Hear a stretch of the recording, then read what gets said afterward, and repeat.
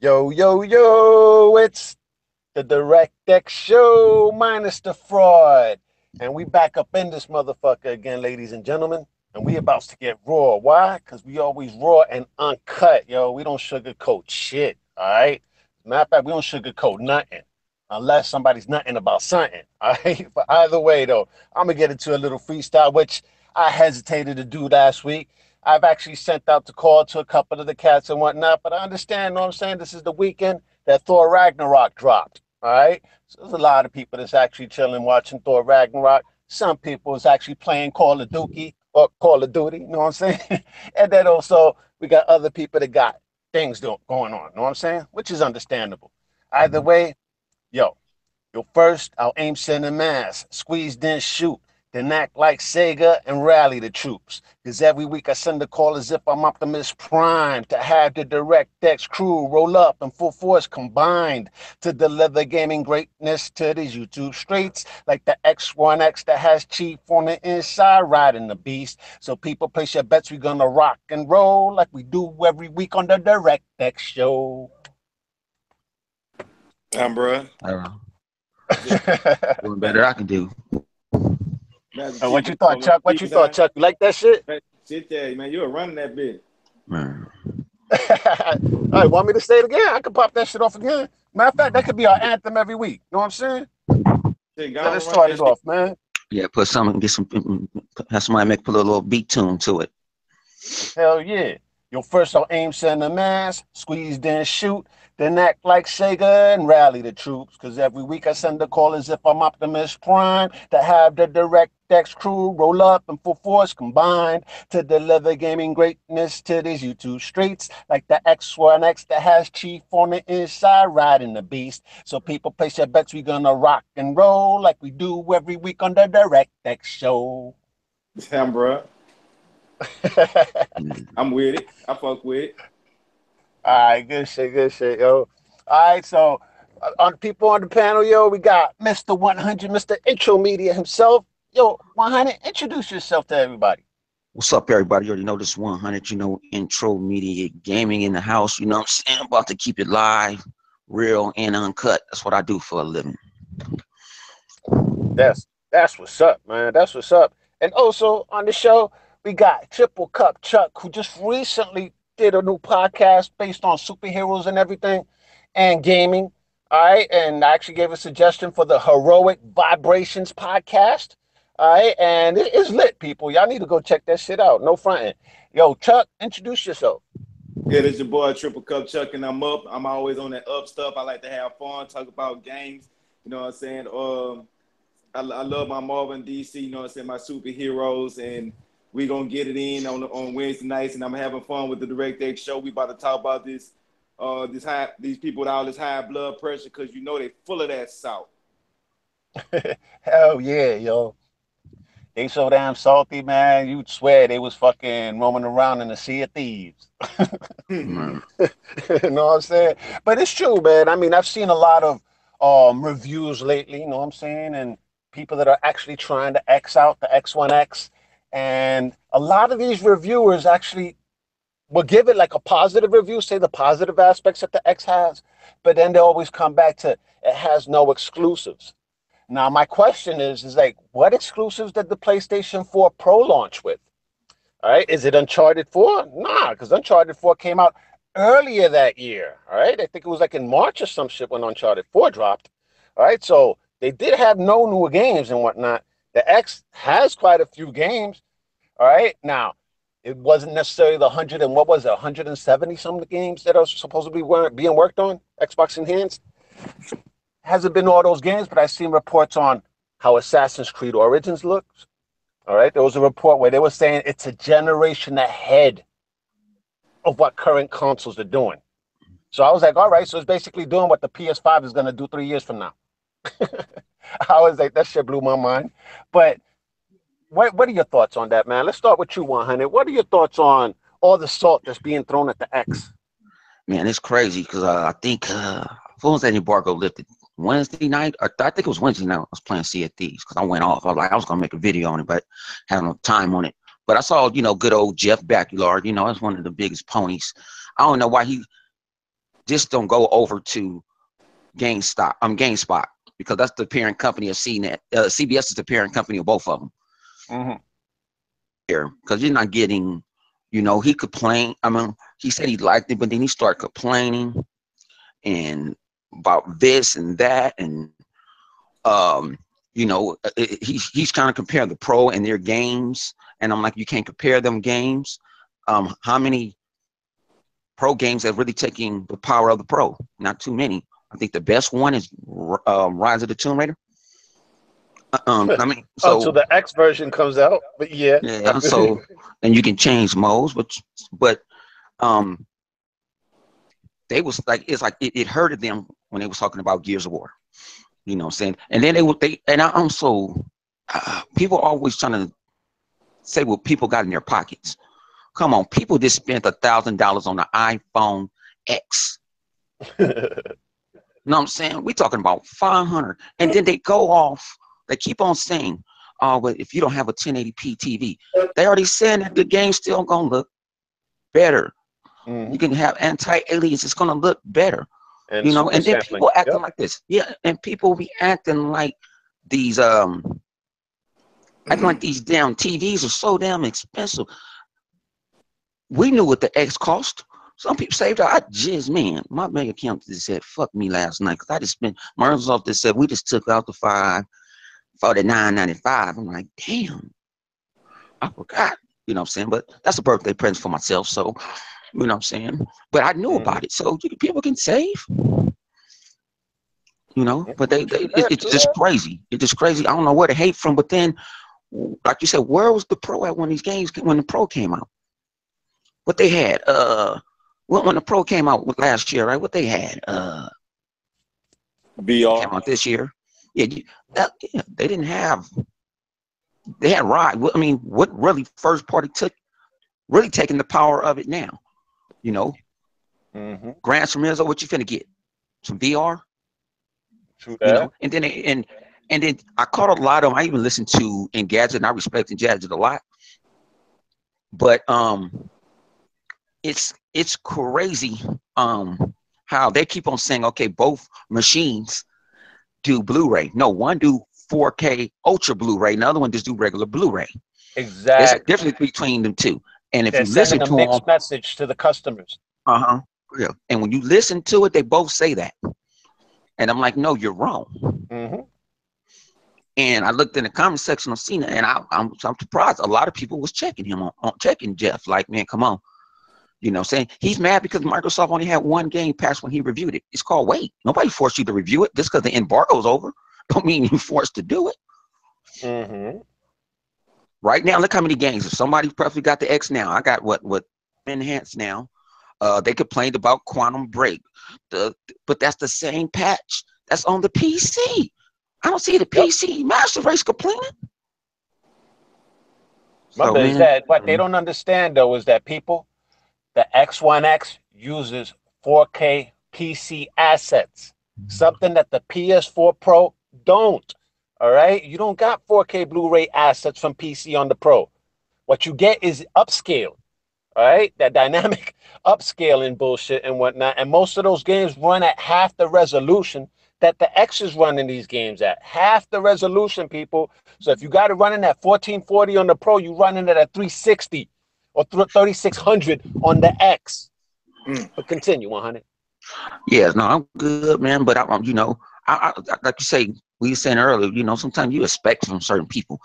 You know, some people I didn't expect it from it. But I'm like, when more people getting their hands on it, they're gonna see YouTubers like me, you, and everybody. You know what I'm saying? Like, bam, and they seeing it. You gonna get a person that don't have a 4K TV, and like, man, this still looks fire. Yeah. You know. But that is so true. Yeah, and then I'm complaining, and I'm tired of them about the price, and then Friday, if a person don't even have the S, and that comes with an Ultra 4K Blu-ray player. Costco having it with 4 games and an extra controller for $219, and you don't have to buy extended warranty, but you pay for a membership. Yep. So a lot of them saying the S, you know, it ain't no more. They call this the VCR box. The VCR box I'm gonna keep the VCR box. That's gonna be a collector's item for me. Hell yeah. You know, I'm not the. And then people also said they was trading in their Xboxes. This $500, man, come on.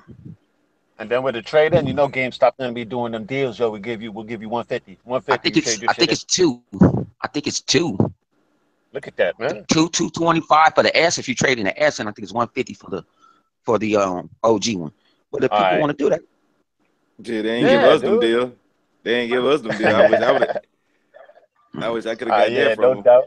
No doubt. Now, yo, Chuck, what are your thoughts on all this salt that's being thrown around, man? All right, with the South, you know what I'm saying? I expected, I ain't expect nothing else out of them to do that. That's why I was like, you know what I'm saying? It didn't make no sense for Microsoft to give a lot of the people they gave the early additions to, you know what I'm saying? I watched Boogie, and when, you know what I'm saying, his expression said 1,000 words. Like you could tell he looked like he wasn't into it. He was talking like a person either just waking up or just tired about ready to go to sleep after being up for 48 hours. They don't get Xbox 6 and this is. I was like, man, he's supposed to be excited. Like they had this one YouTuber, I seen him unbox it. I forgot his name, but he a black dude, kind of got bug eyes, and he mostly talk about just crazy stuff. And he got one, and he was more into it. And I was like, okay, yeah, see, that's how it's supposed to be. You know, so I can respect that.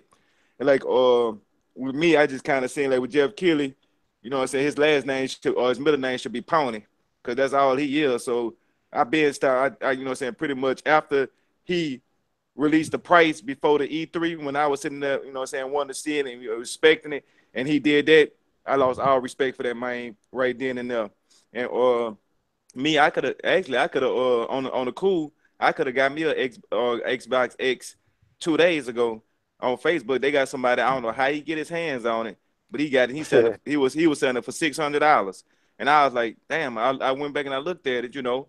After, you know, you pay taxes on the X, you paying $550, $560 round up in there, you know, that price round. Like shit, an extra $40, I could have had it this week.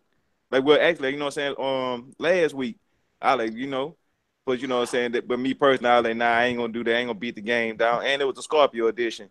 But I'm looking at when people started talking about that X, and they down talking, you know what I'm saying, they pretty much let you know they don't really have no other choice. Even if they did like it, they'd have built up their fan base of Xbox bamming, and they don't want to lose their fan base, because at the end of the day, for them, this is their job. So by being a job, honest opinion is not a part of it. Like with me, you right now, 100. You know what I'm saying? This is not our job.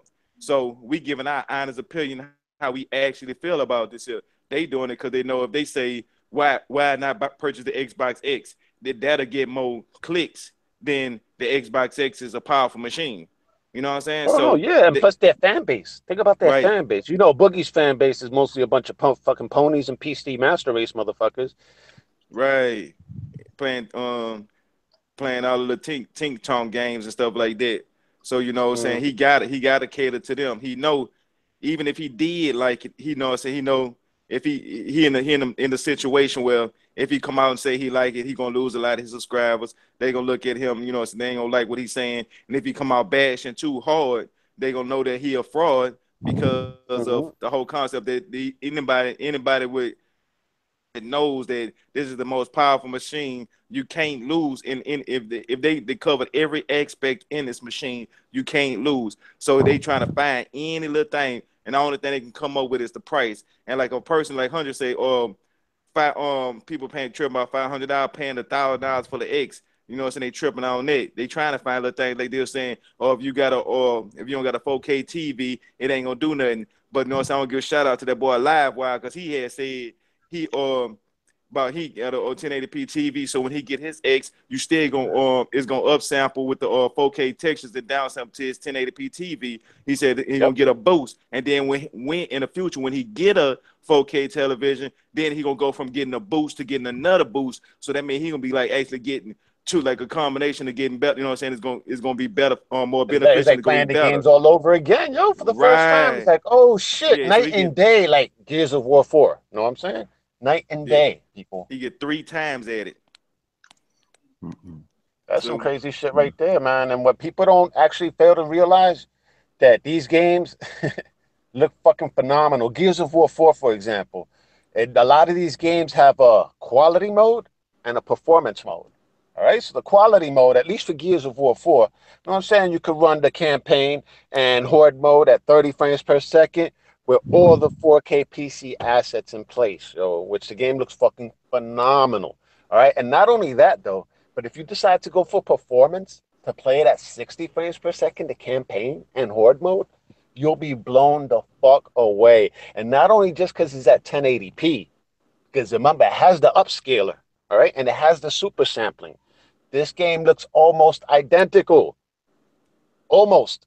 Not exactly, but almost identical to the quality mode, people. All right, so can you imagine what this game alone on 1080p is going to look against any PlayStation 4 game?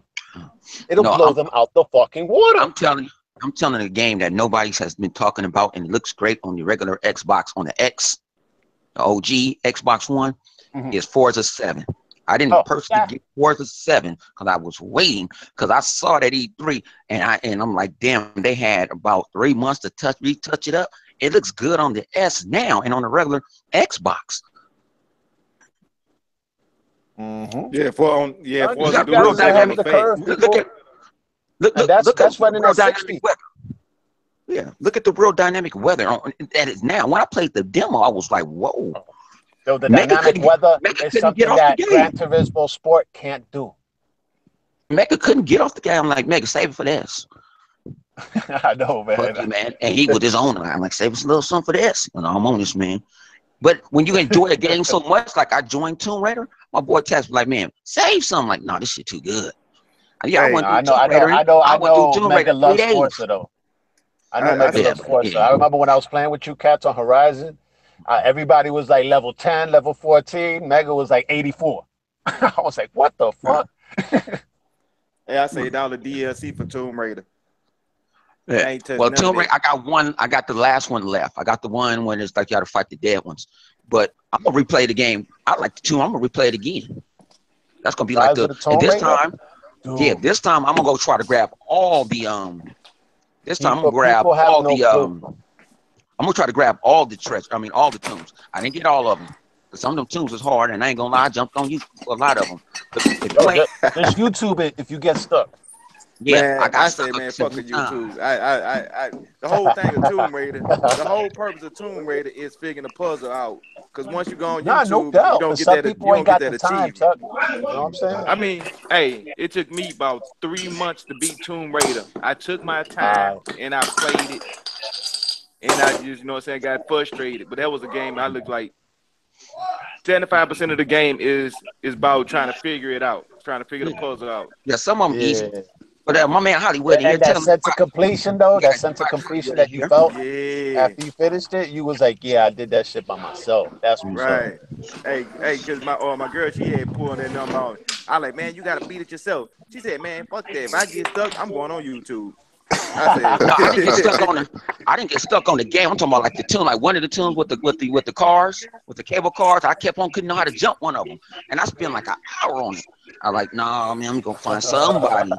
Don't know how. But I wanted because people don't know you got different perks. Now the which color I love the first one one of the first one they give you with the ship, with the ice ship. I was like, oh, I felt like, oh, I did that on my own. But eventually you start doing it with some of them, man, like, And then some of them you got to have a special weapon just to even get in the tomb. You said an ice ship. Yeah, it was like a ship that was stuck in ice. And this when you went into that cave. It's like right at the beginning of the game. Yeah. It's a Viking ship. Yeah. Oh, okay, yeah. And you got to jump across the thing and get to the other side. And I had a lot of people saying, like, how do you do it? How you do it? How you got past that? I'm like, that was an easy one. What's that? You know what it is? Sometimes what's that? The thing is, what's going on, Kalai? The thing is, sometimes some of those things and puzzles that they put in there, they be so, I guess, simple that they make you feel stupid, like you can't figure them out, and they're right in your face. You're like, oh shit, it was there all along. They do that a lot with games. You're like, damn. Yeah, I mean, me feel dumb. Complicated. Yeah, I know what you're talking about. That boy did that to me. Yo, He-Bot, since you in here, we was actually talking about we was actually on the first topic actually all the salt What's up, that's being thrown at the X. All right, all Oh, the Jesus. salt, all these gaming Jesus. sites and whatnot. So we want to hear your opinions on it. What do you think about that? And introduce yourself to everybody. You know what I'm saying? That don't know we got the most powerful gamer in the room. Señoras y señores, vaya! On the eve, or almost the eve, of the Xbox One X release, glad to be here one more time, at least for a little bit, to rock out with my Xbox brothers or my video gamers. Because we don't play only platforms, we play games, but we call out the bullshit. That's the difference. So, basically, how do I feel? Oh, yeah, you guys can find me at Hebot8 on Xbox and Hebot Powerful Gamer on Twitter. And furthermore, Mr. on Twitter. Real quick. So, how do I feel? Well, listen, what do I feel, to be honest with you? I'm not surprised. I'm not surprised because it's been that way since, the reveal of the Xbox One and the agendas that they've had all throughout, whether it was, they were trying to tout Connect or power, and or not enough power, or when you buy consoles, the whole reason for buying consoles is make more money up front at the release. You were getting a camera together as unison with the UI and the console itself. That's how it was built. So they had to re-engineer it to take out the Kinect to give people that option, and it took some time, but they did it. And even after they did it, there was still the agenda. And Xbox One had games, AAA, AA, and indies right at launch. We don't have to go through the list. It's 12 in the PS4. So for me, it was a no-brainer. I pay an extra $100, but I'm getting camera technology as a tool for my console and to roam around. And I was getting games that were worth playing because they were actual AAA quality games, not little indie games like Resogun, okay, or NAC. Large for $60, which is a platform that should have been done on the original PlayStation. It should have been an indie game. It should have been a $20 game or $30 at most. That was overcharged. It was overpriced. Come on, let's be real. Killzone is really their only AAA title they had. So in reality, if you want to be technical, they only had one real AAA title at release. That's not me throwing shades. That is a fact. Anybody with common sense understands that. So now here we go with Xbox, right? And I keep telling everybody, the Xbox is not only for the hardcore, because people keep saying, it's just for hardcore. And I say, yeah, you are right, but in a way, you're also wrong. And here's why.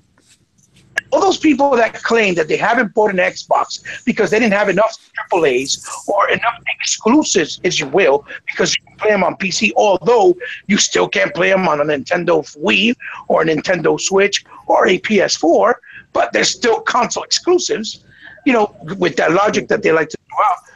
For all those people that haven't bought one, they have no more excuses, because you're the most targeted consumer, because you're buying the console for the first time that you're going to be able to, that came out from launch all the way to this point.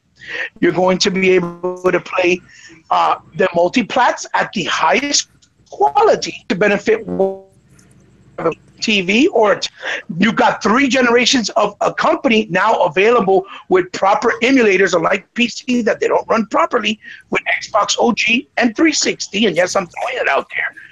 I'm complicated on the platform because I say I'm going to friends that really, but they have it's garbage. A dedicated service to peer-to-peer. How are you enjoying that if none of your games have real multiplayer aspects to them? They're all single player. So I still don't get the logic. That's where my friend's at. And you can't even party chat unless y'all share the same game most of the time in a party chat. See what I'm saying? I don't understand that logic, but it is what it is. So again, the primary target for this console is those people, right? The ones who never bought it, the ones that are first comers. They have nothing to lose. They're spending their money for the first time. They're buying a console with real power. And guess what? People, it has 4K player in it. You don't have to go buy a separate 4K for $300 or anybody else for the 4K stream, 4K upscale, 4K video capture and at the highest frame rate with 60 frames, which is very ideal, right? Ideal. It's the ideal way to do it. Ideal way to do it. Come on, baby. Let's go. Come on. Come on, Scarlett. For us, the hardcore gamers, we don't have no quarrels. We're gonna buy it because do is trade in our S's because we know we're gonna get better performance and pay only $350 or in some cases $300, and we're making an upgrade that's gonna future-proof us for another 3 to 4 years if into the plan, right? So we're not losing. Okay, we're gonna do it because we're fans. We love the team. And you got PC guys.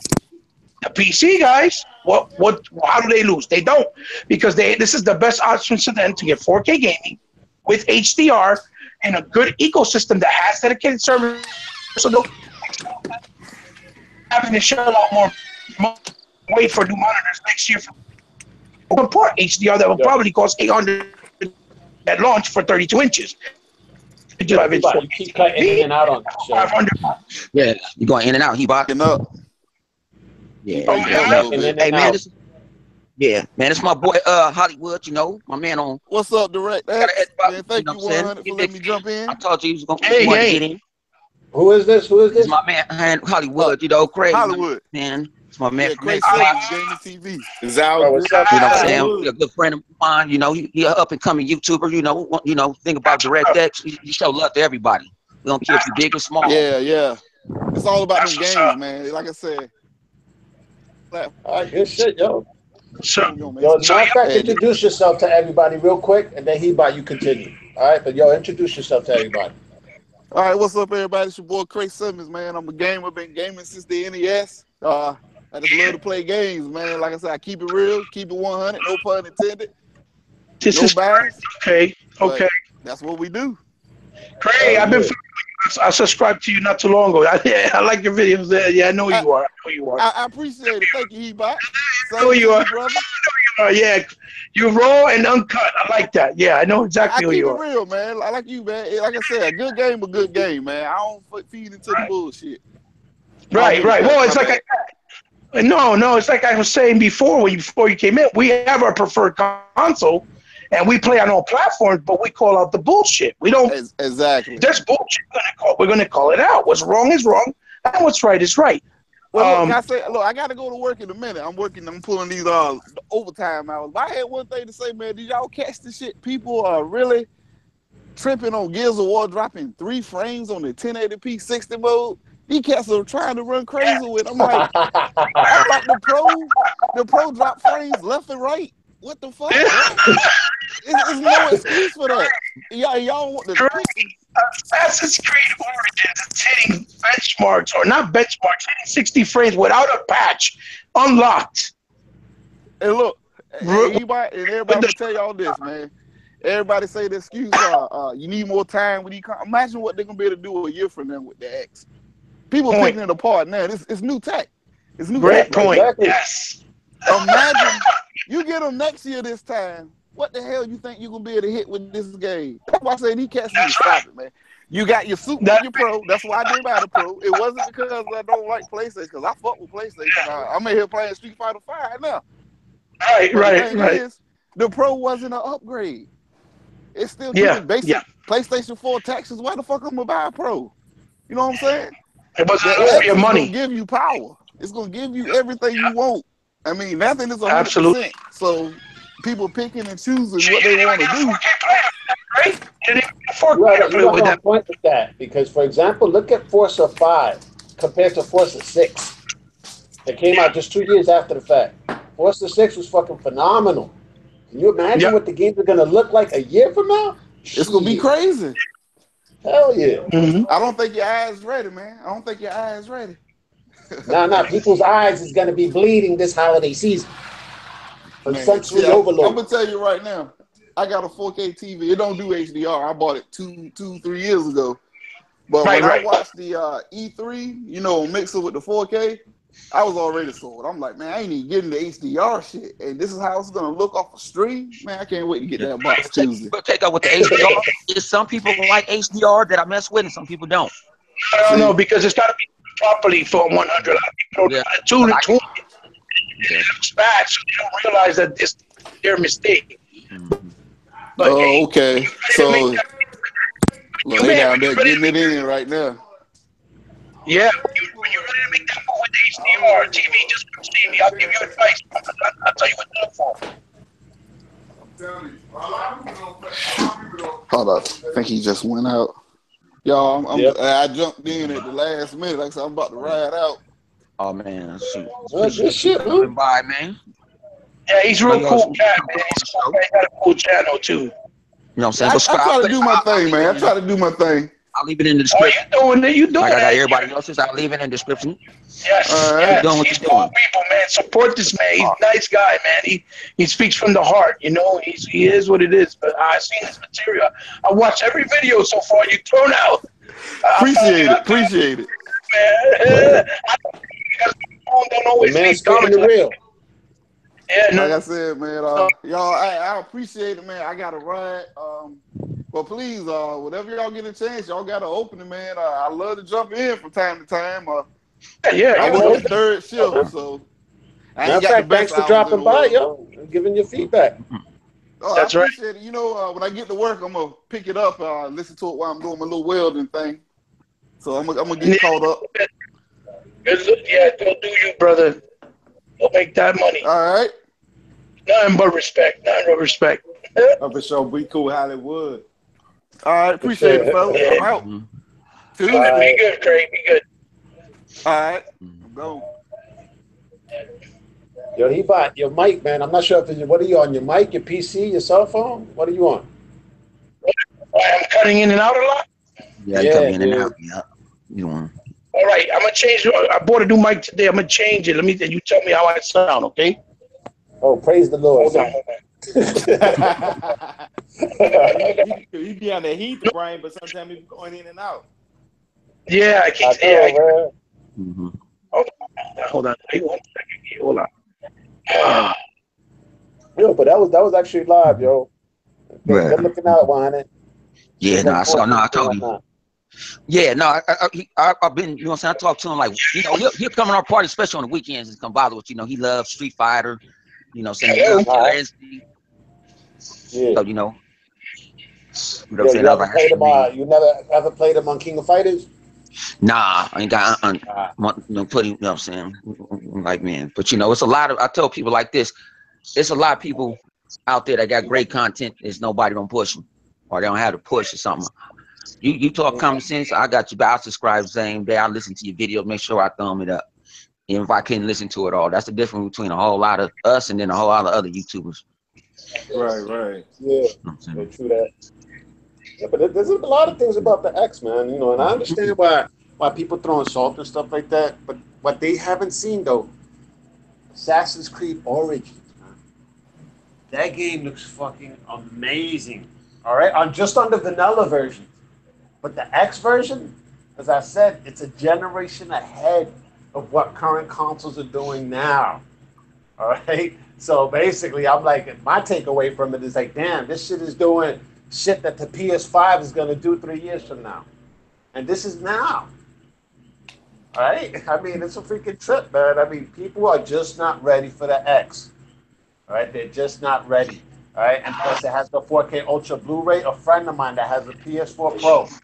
All right, big diehard PlayStation fan, told me the other day, oh, yo, I got Wonder Woman and I bought Spider-Man Homecoming in 4K Ultra Blu-ray. I was like, oh, you got a 4K Ultra Blu-ray play? He's like, yeah.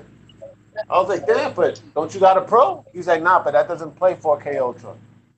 I was like, oh, damn, so you bought a player apart from the PlayStation 4 Pro? He's like, yes, yeah, so you pay $400 for the PS4 Pro, $350 for the 4K Ultra Blu-ray player. So that's $750. Dude, if you would have gotten an X, it was only $500. You would have saved $250. You could have bought 5 more games with that shit. And then he was like, I know you ain't got nothing to say, huh? Mm-hmm. Yeah, that's it's crazy. And then you go get it. You can get an S with one already in it. That the console gonna try to boost it up. I know. Even if we got the vanilla version, the S and shit, it would have had a 4K Ultra Blu-ray. Look all the bundles they got. Remember, everybody complained about Microsoft not having no bundles. They got bundles fucking galore. Different stores making bundles. So like I say, He-Bop was right. It shouldn't be no reason right now you should even own an Xbox, period. Because it's the right time. You know what I'm saying? You're going to get real HDR if you go buy the S. Now, on the PlayStation 4 Slim, come on, that ain't real true HDR. You know what I'm saying? Nah, That's dude. smoke and mirrors. Smoke and mirrors, yep, exactly what Smoke it and is. mirrors, you know what I'm saying? That's what it Matter of fact, is. the way they advertise the Pro, they have that big 4K sticker on the front. It says 4K. I'm like, dude, that shit ain't running no games at native 4K, man. Why y'all lying to the consumers? And then people say, you know, people want a box to down there do everything now. They don't want that. When people get a Fire Stick, that Fire Stick can run Kodi to the Amazon. They want stuff to do something simple. When they realize Amazon said, oh, we doing 4K. YouTube TV just said, hey, we on Xbox One. We coming on Xbox One. You know, you got people that want to cut the box. You got so many options other than playing video games. People don't understand that. It's easy. You want to watch YouTube. You know, or you want to watch Mixer, you want to watch Microsoft. Okay, if Microsoft is not for the gamer, Microsoft has its own streaming service that I don't need to stream on. It's on Mixer. They don't say that you can't play on Twitch. They're not saying if you don't have a capture card. You know what I'm saying? You know what I'm saying? People don't understand. Out the box, you have to cut off the DHCP on the PlayStation because it's automatically blocked. I'm glad you said People don't that. know the PlayStation. Hear me? I'm glad you said that. Microsoft is more for the gamer than Sony is at this point. You have to cut off DHCP on the PlayStation because it's automatically blocked. Microsoft is more for the gamer than Sony is. Got it on.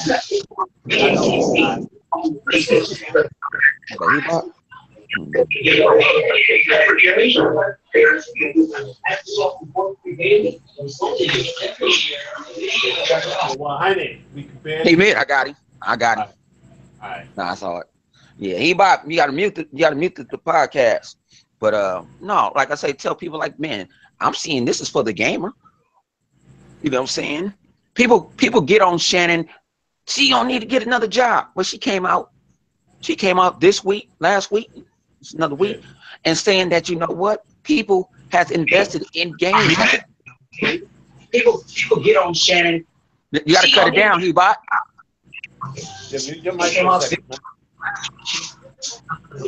And saying that, you know what, people jumping on Shannon Loftus, but then she said Xbox One Game Pass has taken off, and she said we can use that money to do other exclusive titles. Exactly. She did say that. I'm glad you brought that shit up. But see, that's not getting reported in the media. Huh? Oh yeah, man. And you know Shannon Loftus listens to the community.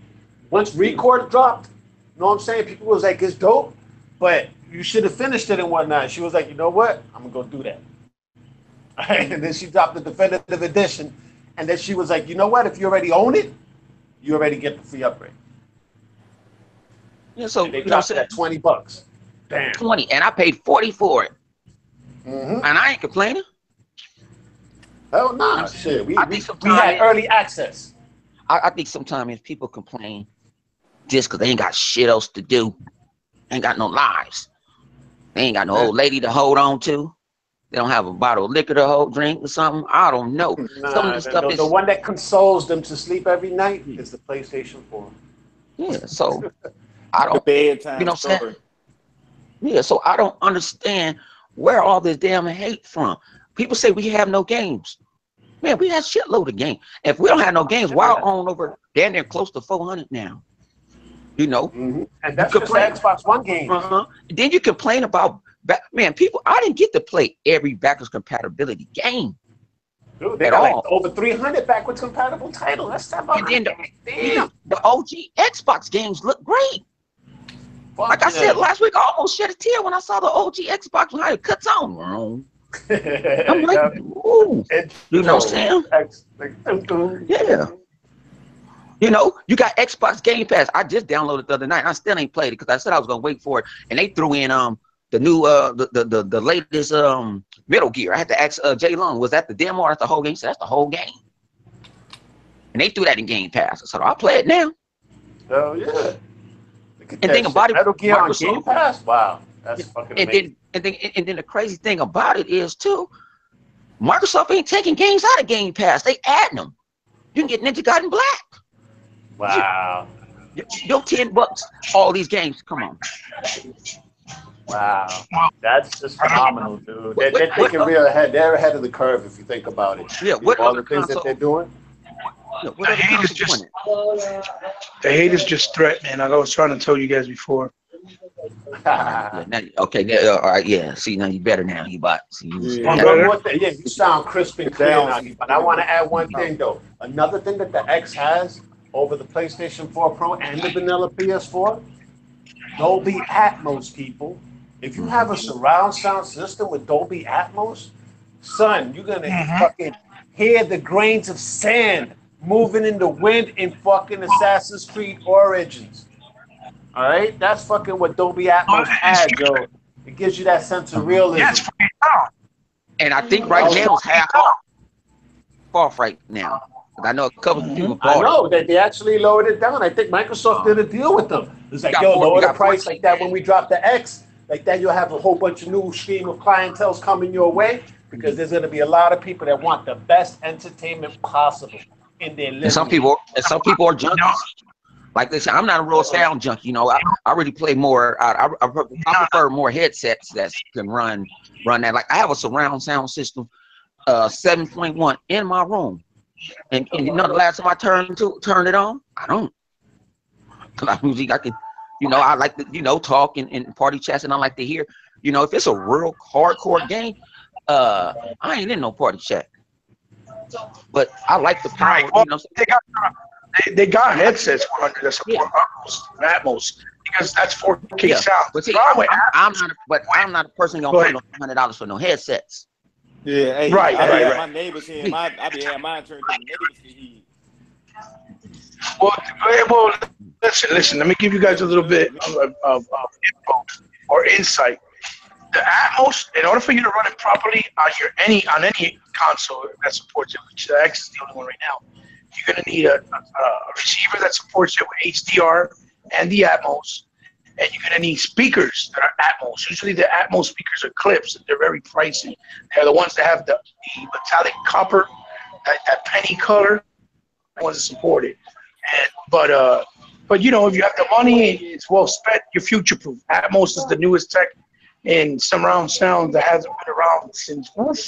I think that's the first upgrade surround sound in since DTS, THX maybe. That talk about over 10, 20, 15 years ago. So you know, it was about time that they upgraded it. So you know, if you've invested in it, it's gonna last you at least another 15, 20, 12 years. You know. For those that like it, like myself, like my receiver supports Atmos and it supports HDR. Some of my speakers are Atmos, but the ones I have that are older don't. So I have to buy the ones that are not. It does support. You know, just keeping it real, letting people know that don't know that. It says it won't run. It won't run. Even if your receiver don't run HDR, you won't get HDR off your TV. If you're running it through the receiver, it won't happen. It won't even go through. For those who may not know, but it's good that it's there. Plus, they got VSync. So once you get VSync TVs that support it, if the game hardware can't push certain parts of the game correctly, that gives you screen tear, the TV would eliminate anybody from seeing the image to screen tear. That's what the VSync chip does. You see what I'm saying? And it's in the Xbox. You throw it in there on the X. It's in there for free. You know, you can't cry about that either. That's another tech that on PC to get on CPUs or whatever it is that run them are expensive. You know, they're really expensive. Even this guy from Digital Foundry, I think it was Rich or Richard, he was talking about the fact that they threw that in there for free. He said the fact that they threw that in there for free is amazing. He said it's got him excited because VSync is a big deal. It's just it's not out on the market right now in mass quantities. You know? Okay. Because earlier, you know, for the PC guys, that's why the available options, because they don't have a lot of monitors that support even those HDR monitors from Samsung are supposed to come out next year, and they're going to be at least $900 probably. They're 32 inches or bigger because they don't make them that big. That's like the biggest I've seen. But if they go any bigger, people that don't have anything 4K, Microsoft is going to drop a patch that is going to support 1440. So people that have them 1440 monitors, prepare yourself, man, because you'll be able to enjoy the shit out of X. And think about it, it's for free. Think about it, all this support for free. People don't understand when we go about backwards compat. You own them games, like when Microsoft said on this day that they was going to drop backwards compat. What I start doing, going through a whole box full of Xbox One games. I mean, OG Xbox games. You know what I'm saying? Oh yeah, hell yeah. I'm going through boxes like, damn, come on, Saducky, I need you in my life. I want to beat you. I'm saying I want to go back and beat it. And I'm sitting here. Dude, 400, let me ask you a question. You really think, and I didn't mean to cut you off, I'm sorry, but the thought popped in my head. You really think that if PlayStation Pro has the option or is going to give the option to support Dolby Atmos or VSync with the PS Pro, even though you could probably do it with the firmware, you think they'll really do it? I highly doubt it because it's expensive. Yo, I'll say if they could afford it, they'll do it. Why not? Yeah, but like I said, you could do Adobe. I mean, you can do Adobe Atmos. I don't think it's the like native, but you can do it on Xbox now. You can buy it and change the settings. They also, Microsoft has another version that I use in my headsets called Sonic, and they made it. Yeah, and they made it, and that sounds pretty good in my headsets. You know what I'm saying? So, you know, what's wrong with options? You know, it's I don't know if Sony's gonna give them options. You know, you know, Sony is also into, you know, Sony's kind of sit there. If it blows up, if it blows up on Xbox, and people always, you know, saying if they feel like they losing money, they're gonna try to get it done. They'll try to get it done, but I don't think it's they feel like they so far up, they don't care anymore. Yeah. They really, I mean, they up. You know what I'm saying? Look, people always say about their games, but look at their holiday lineup every year for their exclusives. It's dog shit. Yeah. Oh, this year, at least the holidays. Yeah, it is dog shit because they normally save them into the early spring. Yeah. Oh, and then Microsoft like to throw its stuff out holiday season because they know more people gonna buy consoles more holiday season. But when you split that to people get their bonuses, right? Their bonuses, man, for the holidays. Yeah, but then people say, well, tax time, everybody don't get no $4,000 back on no taxes. No. right. Ain't no Black Friday. Ain't no Black Friday. Do. Yeah, but I know I get people that, but you know, but everybody doesn't get that. So, and then you forgot, everybody doesn't play games like people going to buy when they find out Call of Duty plays better on the X or on the X, or they're going to pick this holiday season, they're going to go run to that.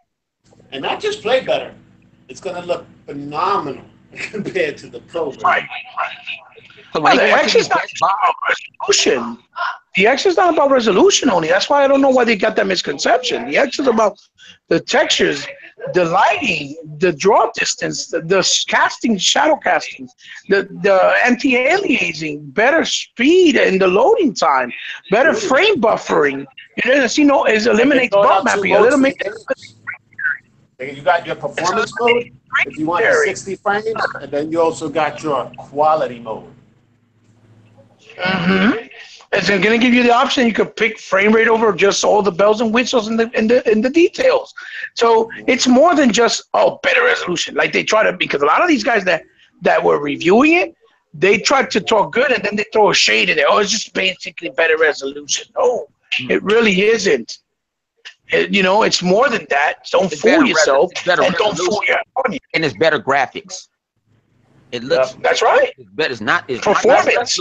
As a matter of fact, in order to blow people's minds, Rise of the Tomb Raider, the best version of that game on this planet, is going to be on the Xbox One X, not on PC, not on PlayStation 4 Pro, but on the Xbox One X, as stated by the developers themselves. That's right. The dynamic comes from the HDR as well. That's another element. The fact that the games support HDR. These games don't support HDR on PC. Yeah, maybe down the road, but not right now. And then now right now we can do this right now. And then like my girl Delilah HD. Shout out to my girl Delilah HD. You know what I'm saying? No, saying, Shout out to Lila. no, saying, this Miss GRG, she said also loading time is going to be way faster. Oh, Now, yeah, that's right. Fastest loading console so far made. So I kind of and what Dude, look at the great Adam Sessler complained. He said when the X, I mean when the Witcher. when the like I said, my man Adam Sessler. Oh my God. What one of his complaints about both consoles were if the games get bigger was the loading times. Now loading time is going to get cut. Like you say, some games are just crazy and it's horrible. Am I right? Yep. Loading time is horrible. Yeah. Well, Witcher, it cut the loading time by a minute. And then you have people saying, well, it doesn't really, they said 50% Microsoft, and it doesn't really show in the games when The Witcher did it by over a minute or about a minute. And it was 145 originally, and now it's just 45 seconds. And you know what I mean? And it doesn't have the 4K patch yet. Exactly. You saw what it did with Assassin's Creed Unity. With patch, that's when people are going to see the real Witcher. Right. Well, you saw what it did to Assassin's Creed Unity. Just, unlocked without no patch, running on, in the 1080p mode or whatever the case it was. But it was running it in 60 frames almost. Unity, it was running it almost in 60 frames, like 57 and 55. With no patch. It drops in frames, it's like 2 or 3 frames. It ain't going to 15. It ain't running at 30. It's going to 15. Right. And then when it was also stated, had like a lot of people where it had a lot of people, it would go down to like 40, 45, but it still did it out of the power, like the super sampling. The actual power of the console. Yeah, it's just a super sampling. Yeah. That doesn't have a 4K patch, people. On the regular mode, that when there was a lot of people, would go down to like 19 frames. On the X, it's like stays in 45 and 47. On the X, just without on the Pro, that shit goes down to 15. Yeah, and they don't drop their cars. It's a what? It's frame rate is unlocked. Lock 60. Yes. And it's unlocked, so it can go faster than 60. Right. It's an unlocked frame rate. But there's a lot of things going on in Unity. If you think about all the NPCs that are in the world, some of them crowd teams, dude, it's just fucking ridiculous, man. That's a super demanding engine. That engine is ridiculous. It's CPU heavy. I mean, CPU heavy, real CPU heavy. That shit was breaking PCs when it dropped, man. You remember that shit? Yeah. Well, see, this gave a now. What I did hear about a lot of them ignorant fools say, "Well, this might be a way to get." Now, I had one person say, "Well, you can go spend an extra $400 and buy your gaming rig, buy your gaming PC for what?" No, it's not even. It's more than that, dude. Shit, dude. In order to get that type of performance, you're gonna need at least a G to have everything that the X has. All right. So that shit better have that 4K Ultra Blu-ray player. All right, that shit better have the fucking Dolby Atmos. You better have everything. PC World tried to build a fucking console based on the specs. First of all, the first problem with it was that it had a 600-watt power supply, meaning your energy bill is going to be sky high. The X has a 250 or 240 watt. So that means the power efficiency is going to save you your energy bill. First step.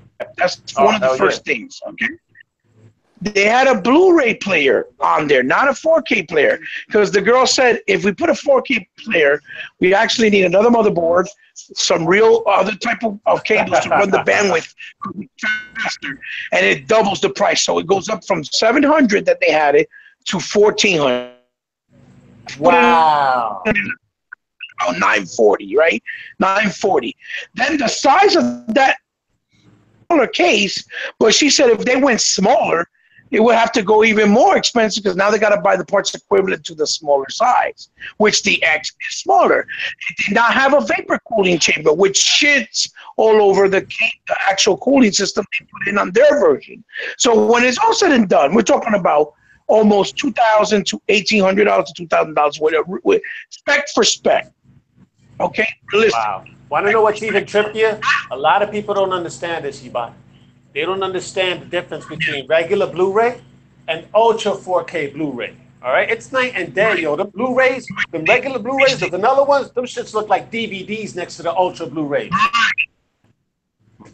Like glasses for the first time. Absolutely, yes. I knew yes, people, it's I knew people was holding out for Ultra for movies. You know what I'm saying? I think what was the first one? They were sitting there, and you know what I'm saying? Like, man, I know guys that for Ultra Blu-ray, they went to go buy what's that? Planet 2 or something like that. Yeah, Planet Earth. Planet Earth. Planet Earth.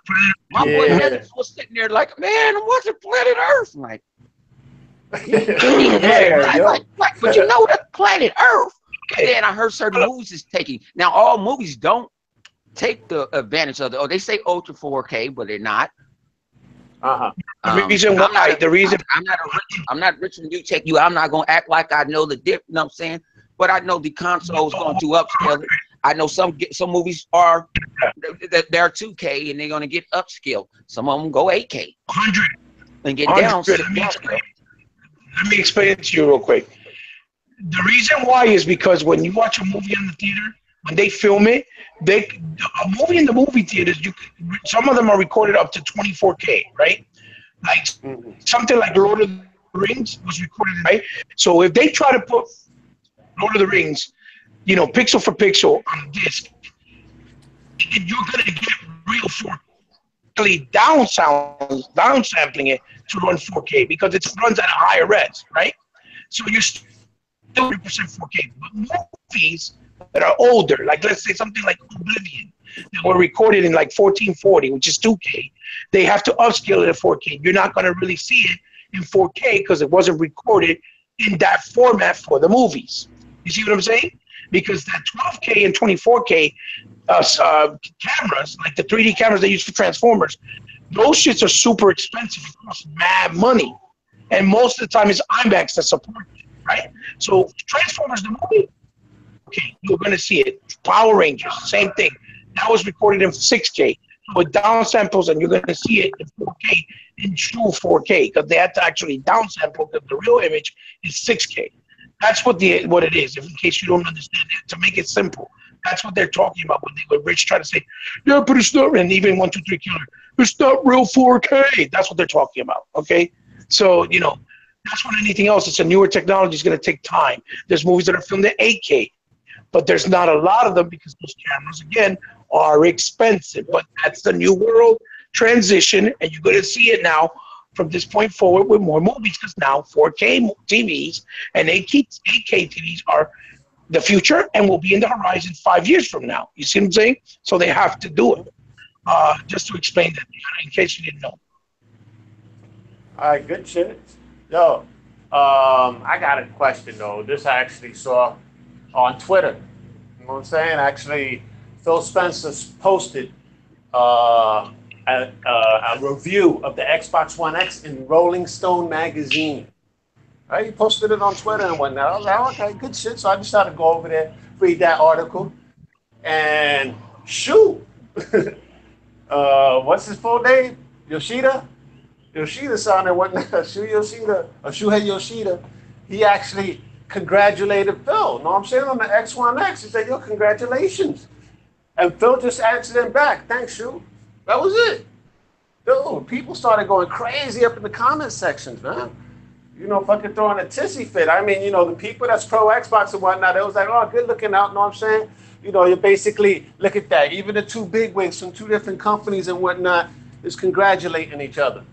But yet you got all these salty motherfuckers in the comment section. I say straight up ponies, fucking losing their goddamn minds. Yo, so, Triple Cup. What are your thoughts on that shit, man? Do you think they're valid in order to be losing their minds like that? I don't think they valid for losing their minds like that. I mean, it was just a simple congratulations. I mean, Phil Spencer, Aaron Greenberg, Mikey Boyle. I mean, we can go on with the list of names. Congratulations to, gave a good congratulations to Sony for numerous of different things. And this is like one of the first and only time he ever did in this, and they want to get a history behind that. I mean, I could see him saying, or he wasn't sincere about what he was saying. He was just saying it because he ain't had no other choice. But, you know, for me, I don't really look at it as no big up deal because, you know, sooner or later he had to learn a couple words in English. Oh wow, that's fun. Okay. True that though, man. But I'm just saying that they give a props to each other because a lot of these cats know each other. Right? When they go to the trade shows, after they finish with the shows, you know they're going out to the bar and they're going to drink with each other. Andrew House was drinking with Aaron Greenberg and all that shit. These dudes go out there and they get lit the fuck up, right? When they go to these game shows. You know what I'm saying? Why? Because it's all in good fun, yo. They're each trying to bring the best to the table for the gamers. All right? So basically, competition is a good thing because if there wasn't no competition, we all be playing Madden. Right? I'm just saying. But, yo, well, honey, what are your thoughts on this, man? Do you think the pony should actually be beating their chest about this and should be this salty over this comment? Ooh, no, I just got back in. What's going on? I just got back in.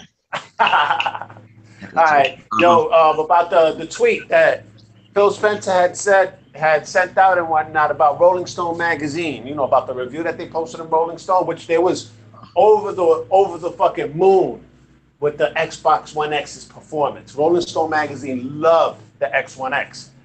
And Shuhei Yoshida from Sony actually sent out a tweet to Phil saying congratulations. And Phil tweeted back, thanks, Shu. That was it. And yet the ponies went and lost their goddamn minds up in the comment section. But why are you losing your mind when you're just congratulating? That is why I play basketball and I lost the game. And I'm, you know, a lot of people don't understand. Some of these people know each other for years. They grew up in the industry. Exactly. They turned into friends. So you don't know if they was a friend. See, the thing about it is, we know Sony get these Japanese handouts. Now, Phil had been to Japan several times. You know what I'm saying? So maybe he was trying to be in a friendship where Microsoft can get some of these Japanese handouts. Instead of going to Sony, you come to Xbox with it, or put it on both, or on some give the, you know, saying the American audience and the European audience a different way to something to play. But they flip over anything. You know what I'm saying? They don't. They do. But you need to flip on having a better online service. You know what I'm saying? And you need to flip on Sony to give you more options like EA Access. You know what I'm saying? Give them more, you know what I'm saying? Get what they think about, I give them ponies. They stick together. They stick together. Wrong or right, they stick together. They will go down with the ship. Yo, not only that, yo, I mean, after these comments, it's like they ran out their stables in order to start deflectors and in order to damage control. I mean, I could just picture them with their Wonder Woman bracelets and everything. Ching, ching, ching, ching. No, it didn't happen. But how many congratulations? Well, our shit is still better. What Microsoft? How many times Phil got blamed for saying, or Aaron and them say, congratulations to Sony and their new product or their new game? Yeah. To me, is Microsoft's not looking at a console war. They sitting there, you know, just when you say things, sometimes you got to show respect. How many times you watch the boxing match and they talk shit all the way up to the boxing match until after the end, whoever, now I could give you some respect. Now, because Sony's sitting there respecting, like, you know what? It's proof that they got a console that's way we half-assed. You know, you got Mark Cerny talking about he can, you know, he can make some shit off some software. Get the hell out of here. But this because he said congratulations to Phil and all that other stuff. What's wrong with that? Nothing wrong. Sometimes you can kill people. Get mad at Phil. Said sometimes you can kill people with kindness. Yeah. You know what I'm saying? Congratulations on your new IP, man. Hope you do cool. And it might be, you know, I don't give a damn rat shit about it. Exactly. Instead of saying something negative. At the end of the day, it's business. You want to make a business decision. Yeah, but now Microsoft get paid off of Sony, but Sony don't get paid off of Microsoft. True that, because Microsoft has Havoc. Yep. And every Microsoft game running Havoc.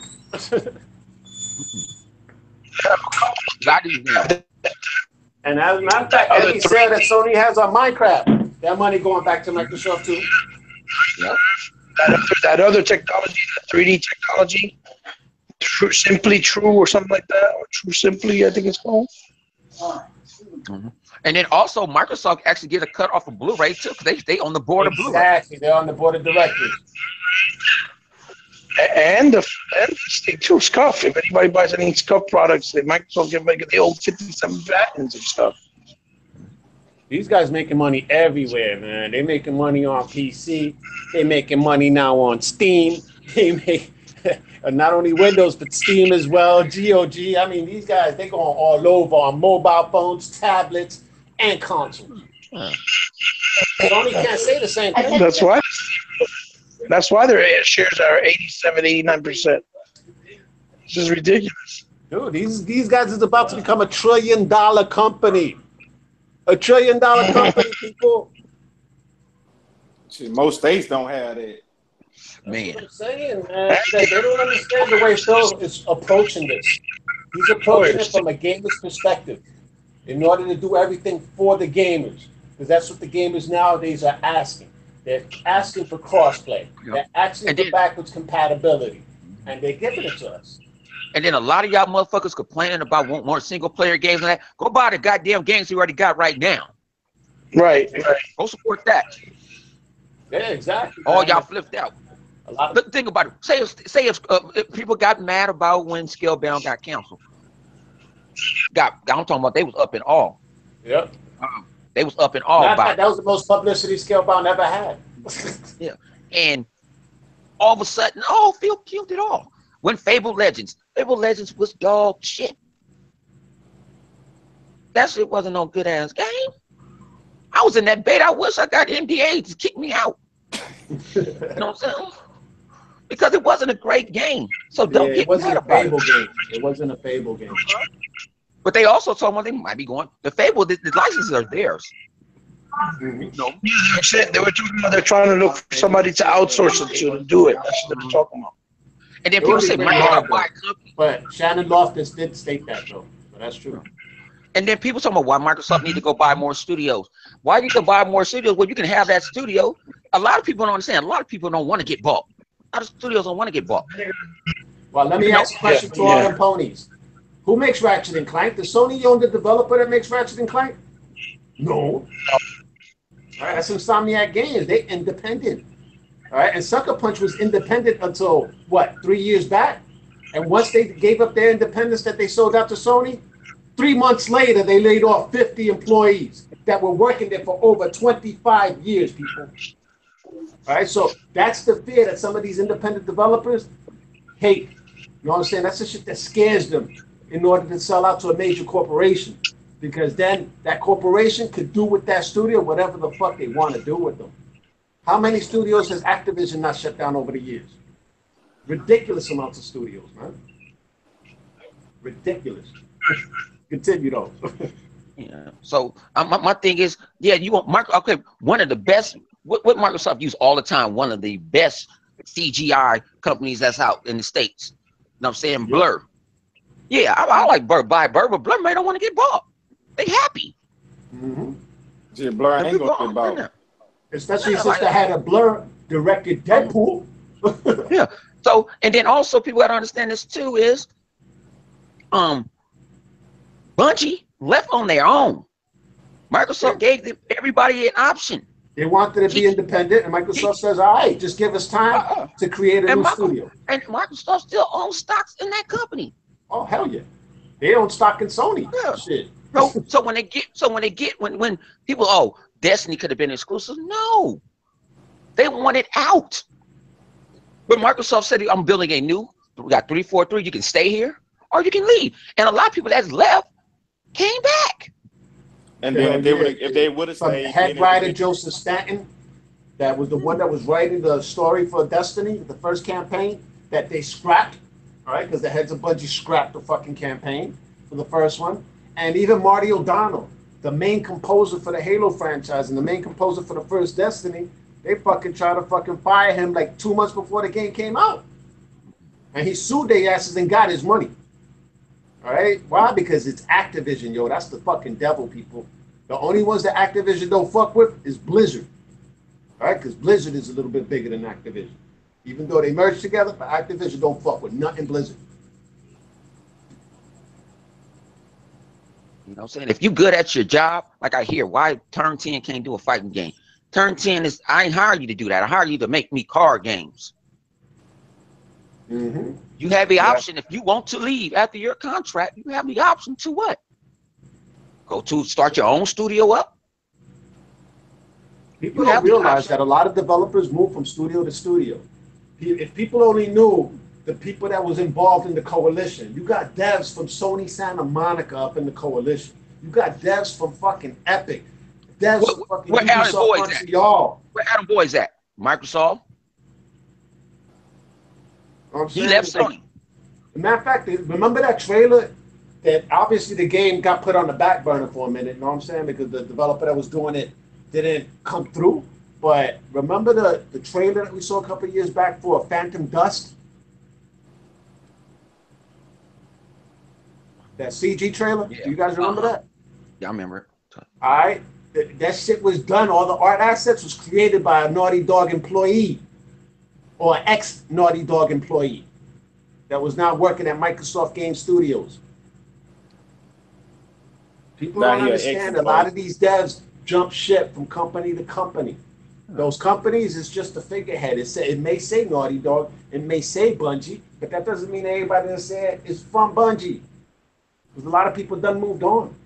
Even the fucking co-founder of Bungie, Alex Serapian, he moved on after fucking 2 or 3 years. Once the Halo 2 dropped, he jumped ship. You know what I'm saying? And that was the co-head of fucking Bungie. Yo, 100. What's up?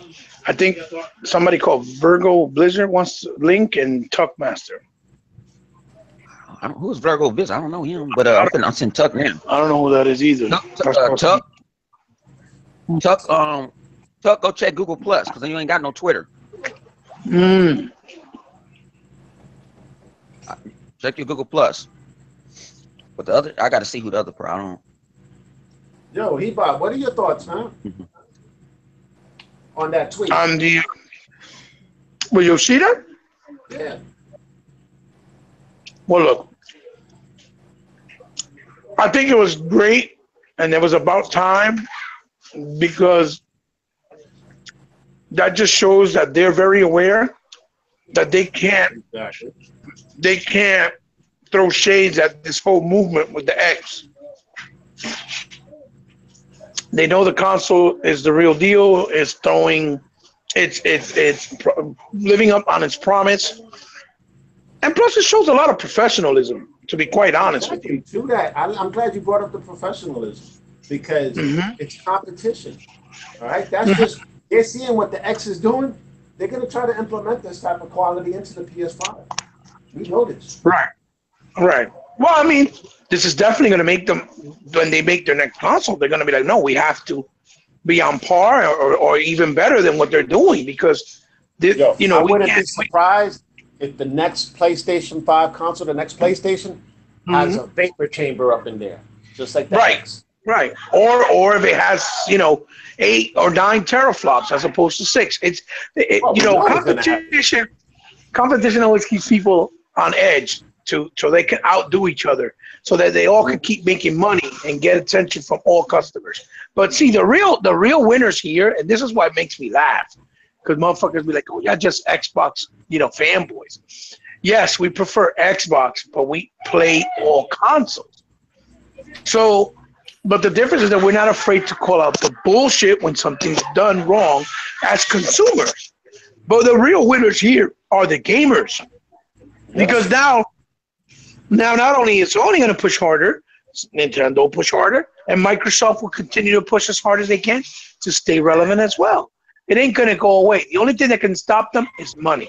So if any one of them runs out of money, we know Microsoft, that won't be likely to happen anytime soon. But with something, maybe let's say Sony or maybe even Nintendo, even though I don't see it either, then that's different. If they have to go a different route, like become only publishers of games or only game developers with their studios or only streaming services, that's different, okay? But money to stay in the game, the gamer's always going to win. It doesn't matter if you like PC. It don't matter if you like the Switch. It don't matter if you like PS4. It don't matter if you like Xbox. We all freaking win because I keep telling everybody, the Xbox got exclusive games you can't play on PS4 and Nintendo. It works the same way for PlayStation, and it works the same way for Nintendo. If you're on PC, you get the best of most of the worlds, not all, but a lot of them. Exactly. But still, again, the point is not every game is on there. And now, guys, especially because the hardware is so refined and so like good quality. Remember, the Xbox got the API DirectX 12 built into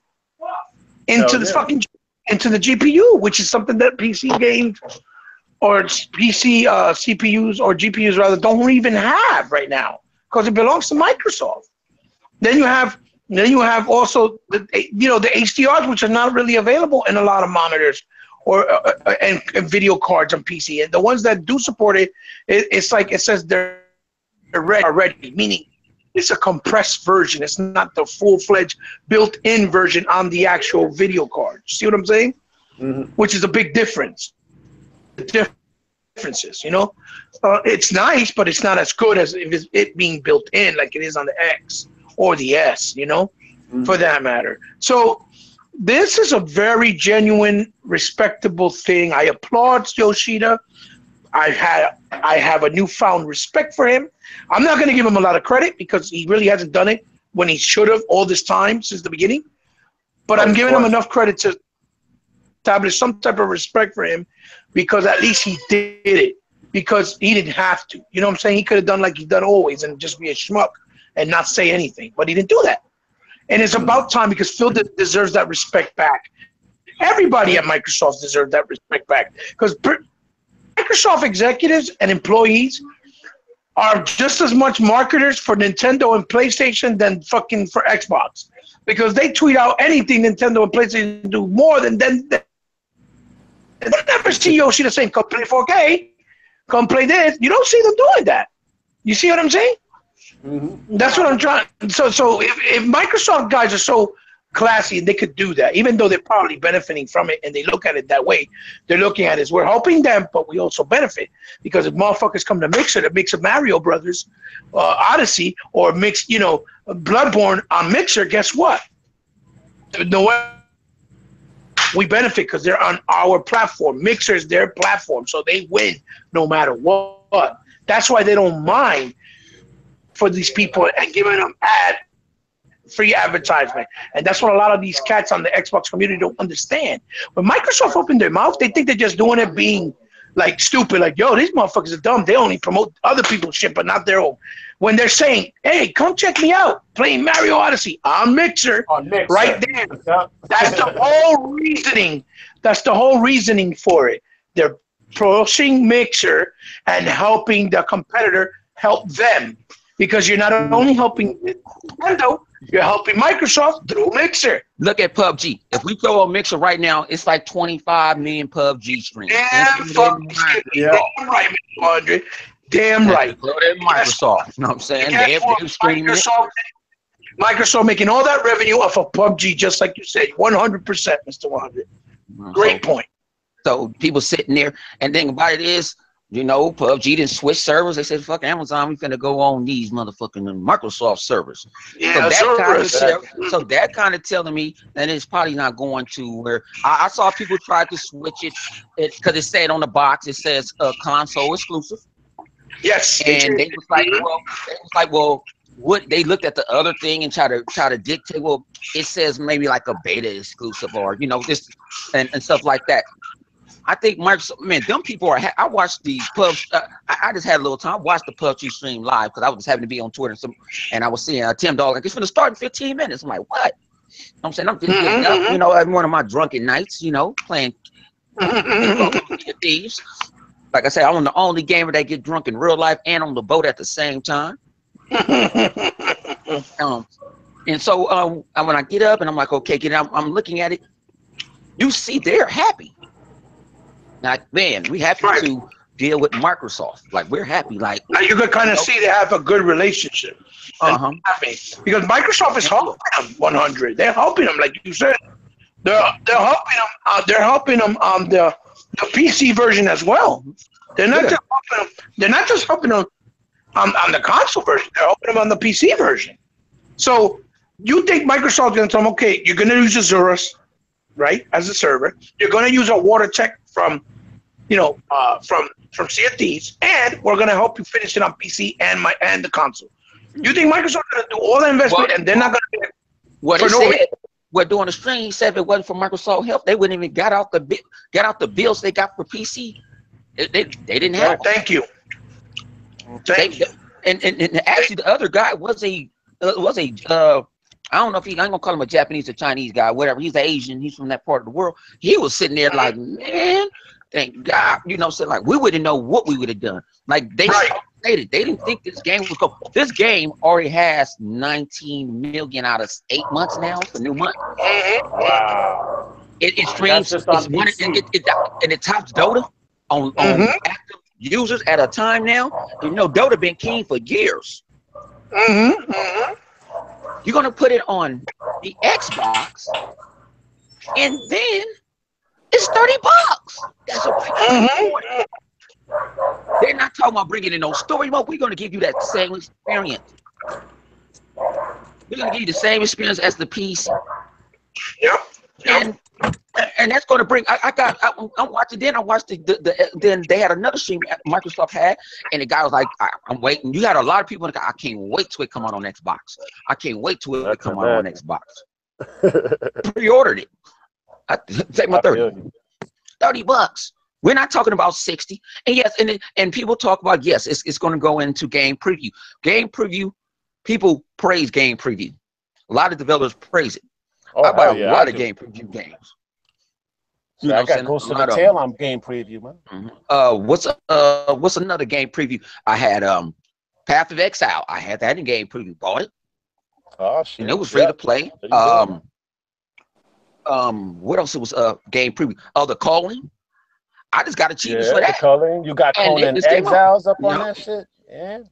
It's just game preview. They don't charge you full price. Now I was crazy because somebody was like, "Damn, you paid." I'm like, they was like, how much is the Calling? I'm like, shit, I don't know. I got it for $5. 25. It was $25. $24.99. Yeah. And want to know what's they might go up? Ain't none of those games on PlayStation. Well, the Calling came out and said they're not going nowhere. It's PC, Xbox. Oh wow. Hey, 100. PC, Xbox. Chuck sent me another message. I'm sorry to keep interrupting you. He's saying that he's on Google Chrome and he doesn't see the link. I said, no, Google Plus. Go on Google Plus. I send it to he changed his name twice. Chrome. Okay. Tuck trying to get in there. That would be like I told you I was going to bring him in. I told him yesterday I'll bring him in.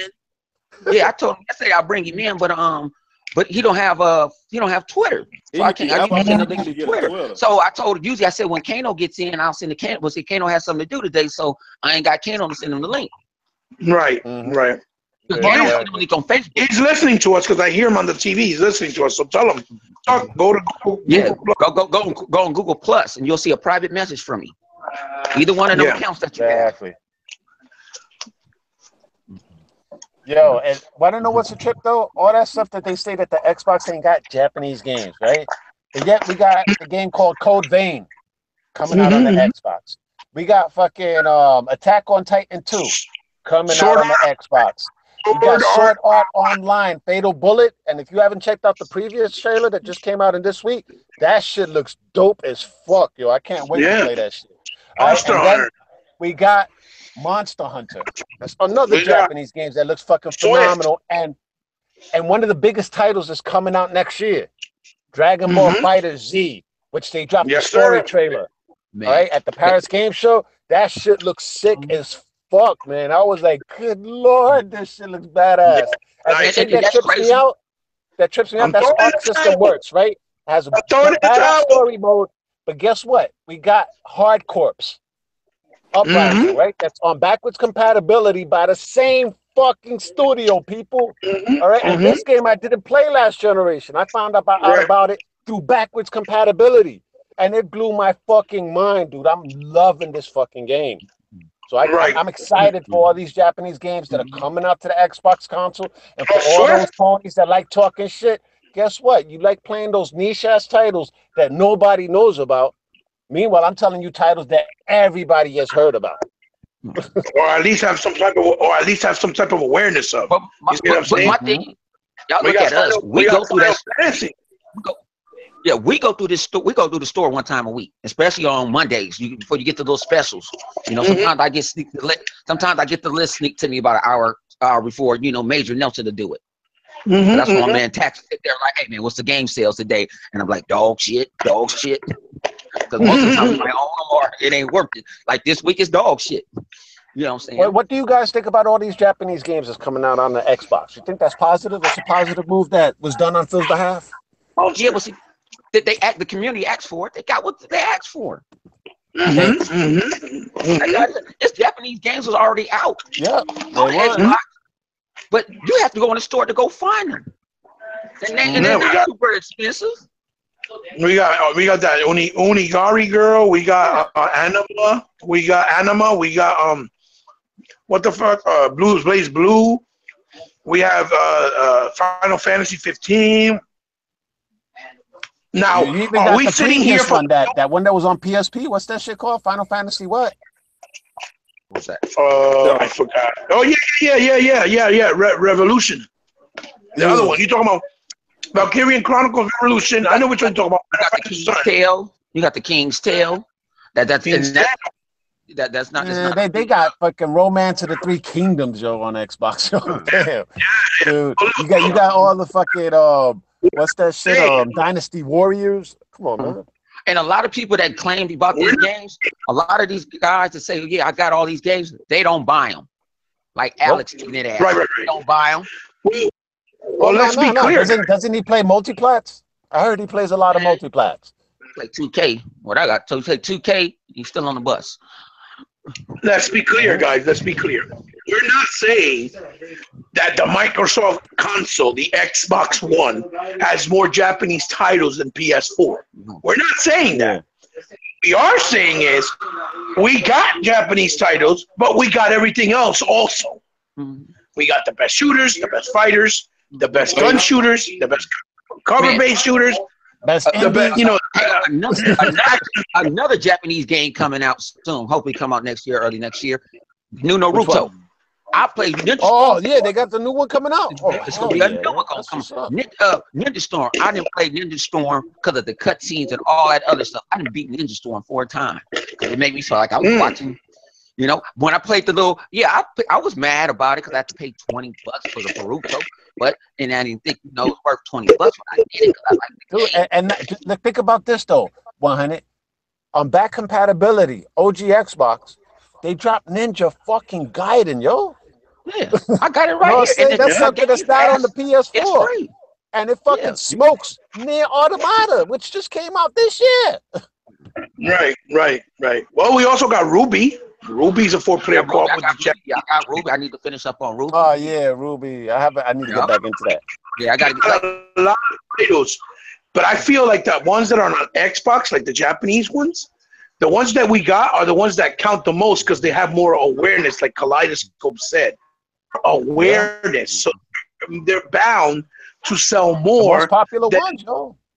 Let's say something small like I don't know, Inishambara or something. That's the point of it. That's what we're trying to point out. So all that dumb shit, they don't got no Japanese game. That's bullshit. We got, if we don't got no Japanese game, I got 2 of them in Japanese. It say Japanese. I don't even know how to say it. Exactly. I got them in Japanese. They right at the bottom. They in Japanese. I can't say it. I don't know. I don't know Japanese. And through backwards compatibility, we got 2 of the best RPGs ever made in the form of Blue Dragon and Lost Odyssey, man.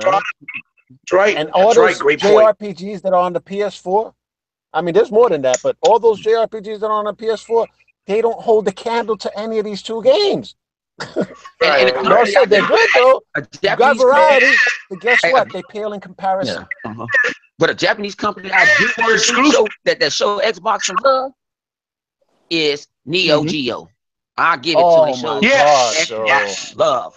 There's like 30 Neo Geo games up in there already, man. And if you guys don't know, Neo Geo, when we was a kid, it was the most expensive. It was the most expensive arcade game to play. It was $1.25. And the console that they dropped for it, yo, that played arcade perfect games was $700 back then, people. It started off at $1,000.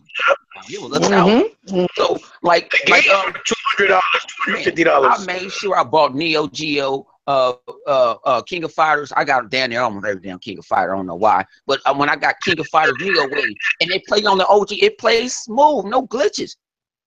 Look at that, man. Yes. That's dope. A lot of people ask me, "Oh, why you buy those Neo Geo shits?" Because they don't have backwards compatibility. Like, that's a good point. Like, meaning you can't play online, like you can't play co-op. Good, but I'd buy them. I'm gonna be honest with you, because Mutation Nation, things like Magician Lord, things like Sengoku 1 and 2, they never came out in console before. You just brought back memories. They never came out on console before. Only on the Neo Geo console. So. Yeah. The only people who could afford that shit were the rich kids, right? That we knew from school, maybe, which they had one or two, right?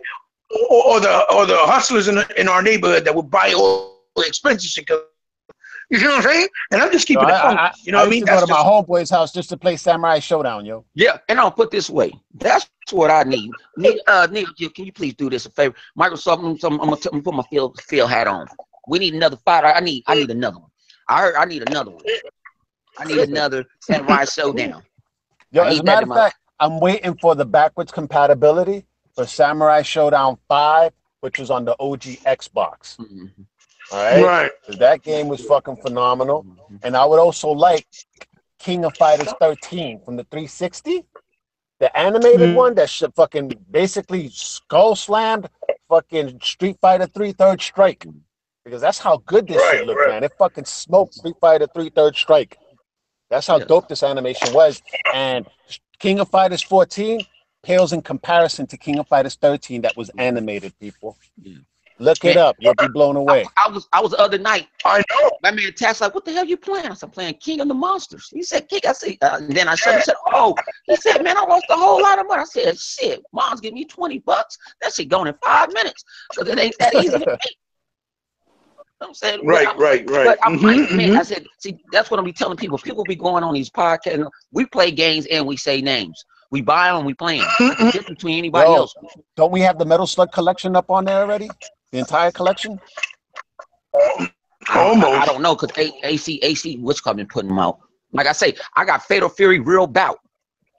And that was a different Metal Fatal Slug Fury. 3. I got it on back compat. And they got Double X on back compat as well. Down the Neo Geo, they threw out Metal Slug 1 and 2. I think the whole collection is there, people. Yeah, and thing about it, these games are not super expensive. They're no more than they're $7.99. Right. Hell yeah. Right.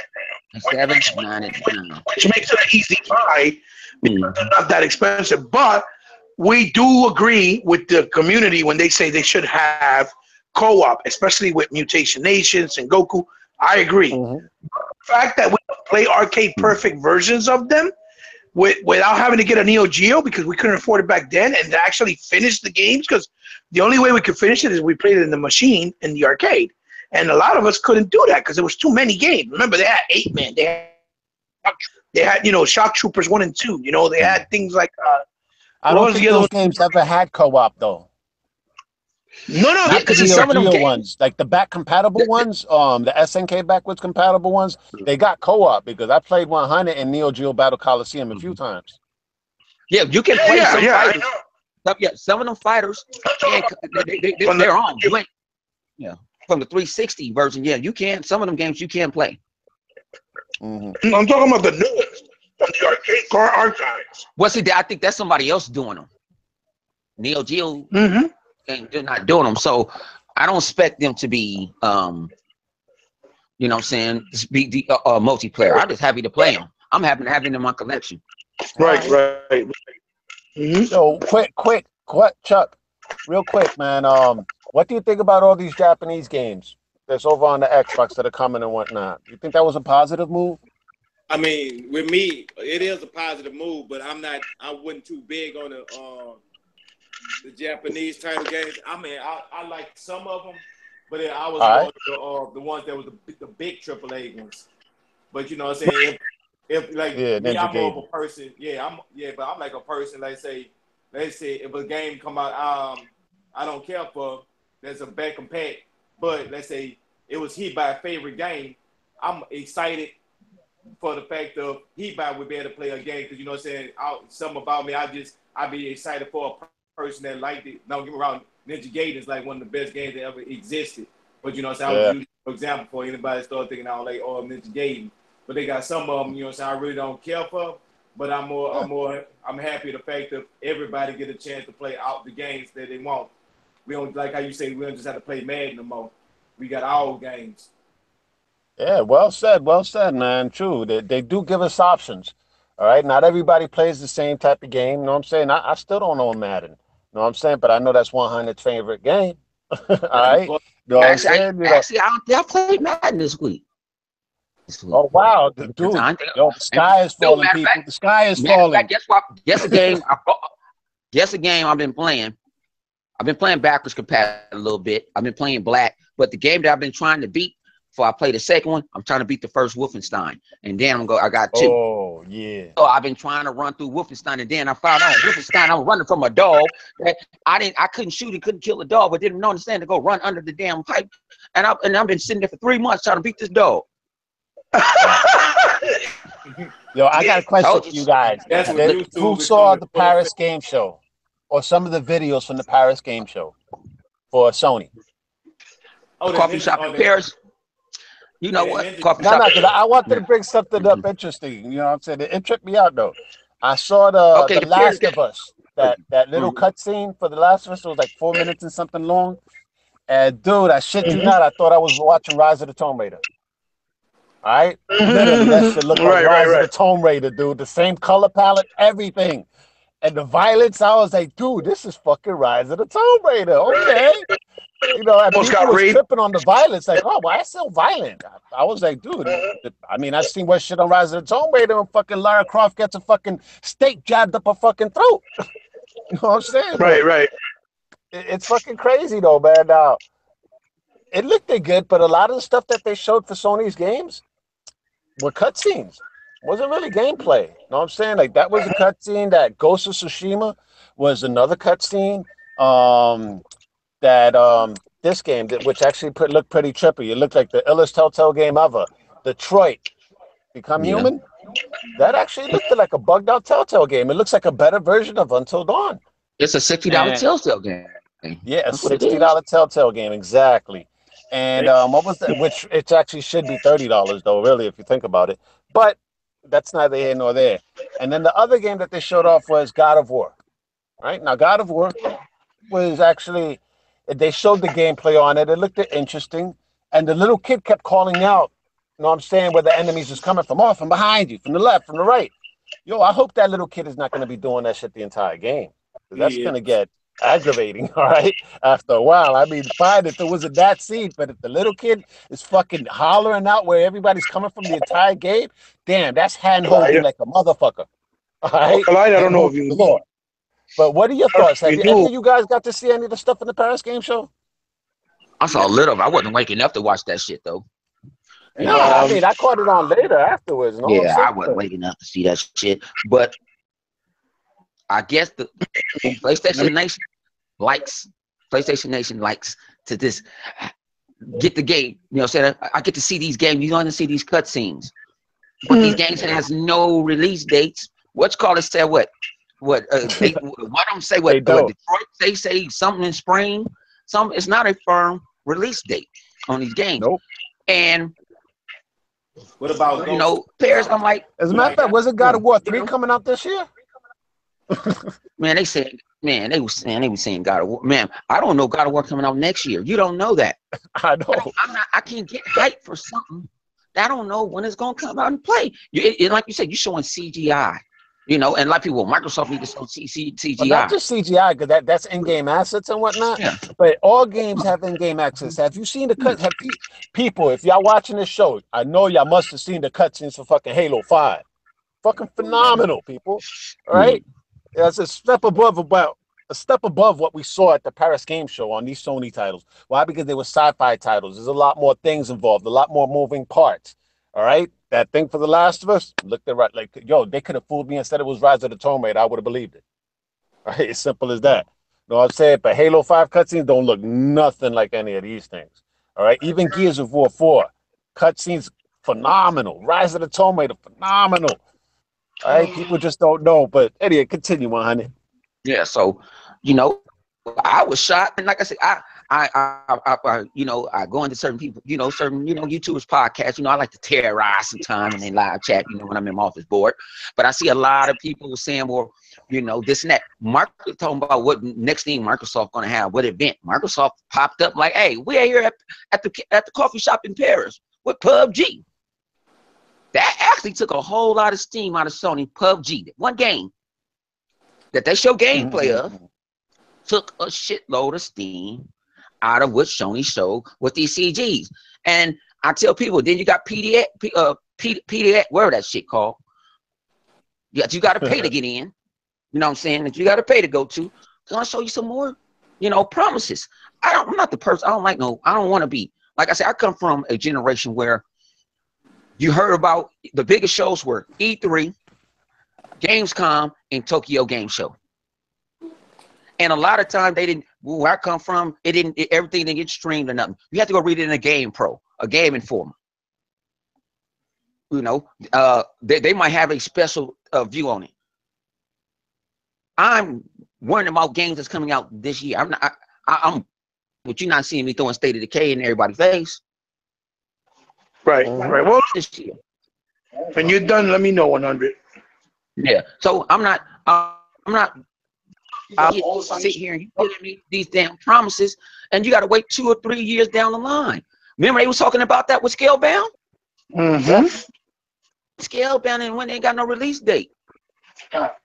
Then all of a sudden, it get canceled. Then you want to start worrying about it. Come on.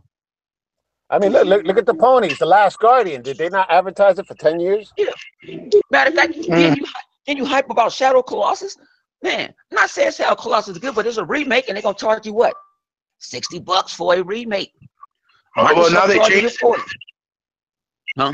Now they changed it because of backlash. Because people were talking about that. It's gonna be 40. Really? Tweeted it out. All right, because a lot of people really got butthurt about that. Like, how the fuck you gonna sell us this old ass game for $60? But they saw also the success of Ratchet and Clank, so it only makes sense. You see what I'm saying?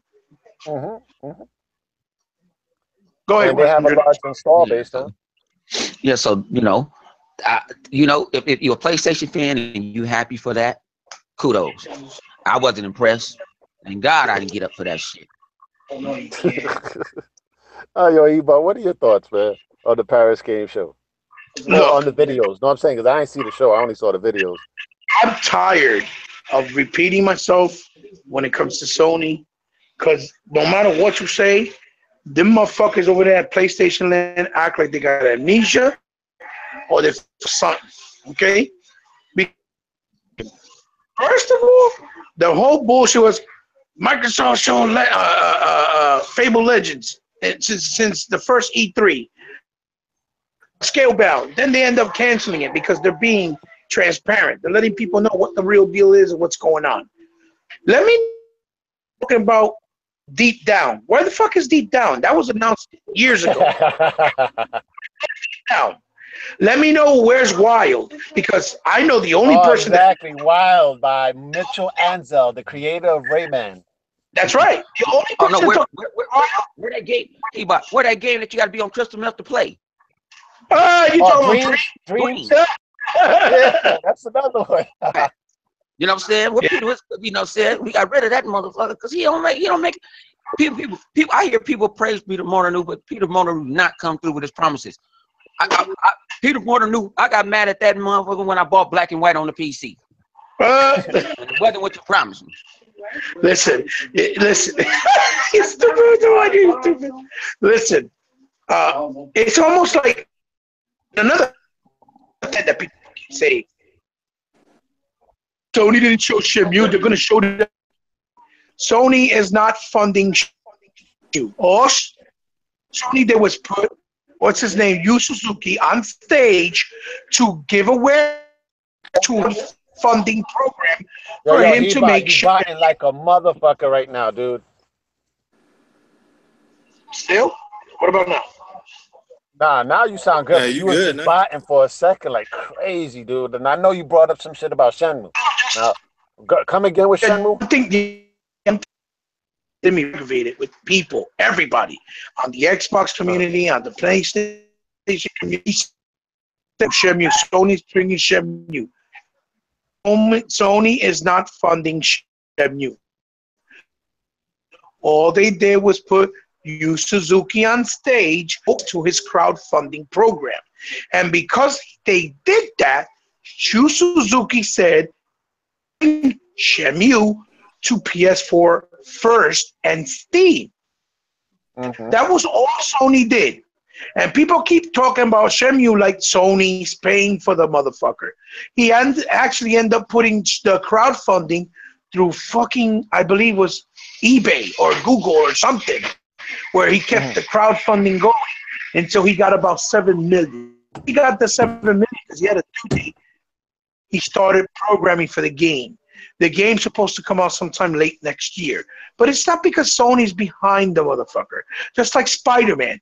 Every time you see the interviews with Spider-Man, it's somebody from Insomniac and somebody from Marvel Games. Because it's from the studios that were from Marvel that were created at Disney that were shut down. They're funding the game. Going to market the game. It was part of the Spider-Man Homecoming with the movie. The deal was they let them use them in the MCU and they can make an exclusive game for the PS4. That was the fucking deal. About it, if you think about it, they also added Miles Morales up in the new Spider-Man game. Right. And next year, Sony has an animated Spider-Man movie by Sony ImageWorks starring Miles Morales. Right. But they already said it, the developers, and the Marvel themselves, that the next game will be multi-plat. But this specific game is a PlayStation exclusive. That's why it's PS4. That's why it's called that. You see what I'm saying? So that's another thing that drives me crazy. Oh, look at that. Sony put in all that money. No, they're not. They have a chokehold. Another thing, though, if you think about it, look at the developer that's doing it. They're not a Sony-owned company, people. Insomniac. So for the sequel, Marvel will go directly to Insomniac. They don't need to go through Sony. Right, if they want to. Yeah, they outsourced it to them because they weren't going to use their own house, because that means if they use somebody like, let's say, Guerrilla Games, that means Sony's paying for it, but they're not paying for it. Exactly. So they outsourced it to Insomniac because they knew that Insomniac works with them, and they just did Ratchet and Clank. So they suggested, listen, these guys are good. We can outsource it to them like we've done other projects. And then you fund it and we'll fucking market the game. So every time I hear people in podcasts, in the community, oh, Sony, they're promoting that Spider. No, they're not. They're not paying for that. It's Marvel. Marvel's paying for that. They're just marketing it because they have the chokehold with the fucking IP and that property. Chokehold, that game would not be exclusive. Plus, that's not the only good Spider-Man game that's existed since the 360 era and before that. So all those people that are all of a sudden Spider-Man fans, fake-ass Spider-Man fans, for game fans, are fucking because Spider-Man, Amazing Spider-Man is doing the same thing that this game is doing, even better. The only difference is this game has more production value, meaning it has Marvel money, Disney money. That's why it has high production value. But as far as what it's doing with QTEs, the combat system, some of the cinematic styles, that was done in Amazing Spider-Man. Okay, so my favorite one is an old-ass version, Ultimate Spider-Man. That game I thought was the shit based on the Ultimate Spider-Man comic books. So for anybody that hasn't played it, check out Ultimate Spider-Man, man. Awesome game. Yes, you're absolutely right. So as far as the Paris Games Week, listen, yes, the CGIs for The Last of Us 2 looked awesome. Let's just be honest. It was in-game assets. It wasn't CGI. In-game assets. Basically, all it is, you call it CG in-game engine cutscenes. They look great. Fantastic. Yeah, they did. They look great. But why wouldn't it look great? It's a real actor making the performance, being recorded by this little machine. Then they transfer that over into a computer and put the graphics on top of it. It's not an animator. We all saw Luke Cage in fucking Halo 5, did we not?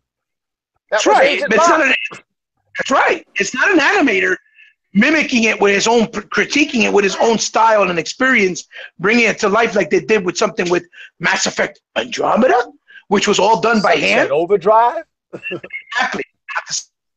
So when people go, oh my God, I'm going to cover myself. Yes, fine. That's great. They look beautiful. But that's not game, people. We don't play CG cutscenes or in-game engine asset cutscenes. We play games with gameplay and gameplay mechanics before anything else. So if the game looks great, but it still plays boring or like dog shit, who gives a flying fuck? It's still a failure, because that's one of the biggest problems Last of Us has. It plays very clunky as a stealth game. The shooting mechanics are really not that great, and the gameplay itself is lackluster. It's kind of boring. It drags on. It's a lot of moving of crates, walking into windows, moving ladders, and things of that nature, and like 3 hours of cutscenes so that you can cry and find your feminine side because somebody got a dick stuck up their ass and the other one's putting it through somebody's ear and some shit like that. Listen, it's a novella. Okay, we get it. That's fine. And I don't mind it because it does look beautiful. I'm not saying it doesn't. But let's be real. Don't try to act like you can't do that. Microsoft doesn't do that because games like Gears, Halo, even Tomb Raider, for Christ's sakes, Quantum Break, they did it also. But you know what what differentiates those games? Rise of Rome, dude. Rise of the Rome. But what differentiates those games from Last of Us and Uncharted and this point, Detroit or whatever? What does it? That those games actually have gameplay. CG for 5 hours. It's gameplay. So if the game is 12 hours, guess what, people? It's an hour of CG and actual 10, 11 hours of gameplay. Uncharted unless it's the Order 1886 where it's half and half. Well, you know what I mean. Gameplay, 2 hours of cutscenes. That was just an expensive movie. Hell yeah. Unless you're playing the difference between Uncharted and Last of Us, when you're playing it, you have more CGIs, like 15 hours CGIs and like 3 hours of gameplay. I kid you not. That's how bad it gets with some of their games. Because I owned them. I played them. Check out Until Dawn. Like you said, they used the motion capture for the actors, right? But Until Dawn was running at 20 frames per second, people. 20 frames. Listen, preach. In a cutscene, it was 17 frames per second in a cutscene, for Christ's sake. For Christ's sake. How do you do that? Listen, let me tell you something. And I use the word nigga for all you people saying, oh, he about to racist. Go fuck yourself. I'm from the hood, baby. Well, you don't understand. Yo, Puerto Rican, yo. We actually have everything. We have African, Spaniard, everything inside of us. Say for the viewers. If the world just fuck each other. If the whole world was to fuck each other, should everybody be a Puerto Rican? Fuck it. Nobody's I can't believe they said that. Listen. Anyway. Don't worry about that shit. Halo 2 was a good one. Good Halo Wars 2. They had some good cutscenes. Yes. Hell yeah. Now those were CG. Those were CG cutscenes because that shit smokes most of the fucking in-game assets. Yes, sir. In Halo 2 Anniversary, shit. Those fucking cutscenes. Yeah, Halo 2 Anniversary, man. Hey, they look fucking incredible. So look, my last thing. So you cutscenes from Halo 2 Anniversary and Halo Wars 2, they actually fucking destroyed that Final Fantasy movie that was CG that came out in the States, The Spirits Within. Right. CG was phenomenal, but it doesn't hold a candle to these cutscenes in these Halo games. And that's the truth. That's not you trolling. That's actually true. Yeah, you're right. Oh, I know. So my last thing on Paris Games Week is this, because I don't want to get too long-winded, like I say. That Detroit game, that shit was shown on PS3 in E3 when they showed that robot girl. It was called something else. And that's the people who did Indigo Prophecy, which they first started on Xbox. They did a port of it on PS2. Okay, those guys been forever. Okay, that's all the games they make. And the reason why that game takes so long to come out is because for the last game he did, that Beyond shit, he had a script of like 10,000. Yeah, he had a script of like 8,000 pages or some shit like that, some retarded ass number, because he takes a long ass time writing the stories. That's why it takes long, that game. But that's a point and click interactive movie anyway. So, and then the Sucker Punch game, I would rather them had done Genji because a lot of me motherfuckers don't need that play PlayStation. Say they play They the ain't show offender. no gameplay. That's what pissed me off, though, man. It's like, why you gonna tease a cutscene? Show me what the fuck the game is. Same scenario. On top of that, it looked a lot like Genji. I don't know if you guys ever played that on PS2. That's actually a dope ass. It looks game. like Genji meets Neo. Right. And a lot of those cats that called us for PlayStation, they never played Genji. Same way I bet you they never played Chaos Legion, Bujin Guy. Genji was pretty dope, though, man. Genji was dope. I like that shit. Even Gungrave. Now, Genji on the other Genji. Gungrave. Oh, my gosh. You just gave me a hard on. Or even Blood Will Tell, which was doing that same combat mimic thing that they're doing God of War with the little kid. The difference was you had Dororo and you had Harushimaku. I forget his name. Yeah. Anyway, that's the one where he gets 47 limbs for 48 limbs of his body taken away from him when he's born because his father does some type of deal with the fiends and to become the Lord of the Empire. And so yo, for you ponies out there, this is PlayStation gaming knowledge, people. Take notes. So then he goes and he gets thrown in the river and a blacksmith finds him. When the blacksmith finds him, the blacksmith builds body parts in him, like cannons. His two hands are made out of swords. And what you do is when you fight the fiends, once you kill them, you get back a body part. And the game starts in black and white. So the first fiend you fight gives you an eye. Once he gives you that eye, the game gets... You talking about that Konami game? No, it's from Sega. It's called Blood Will Tell. Then, okay. Because it reminded me of some Konami game where you could throw your arm at the dude or some shit. Yeah. No. I know what you're talking about too. No, but I'm saying the reason why I brought it up is because that's the game that you could actually utilize the little girl called Dororo, and you utilize her with the D-pad to do different commands to help you, like they're doing with God of War.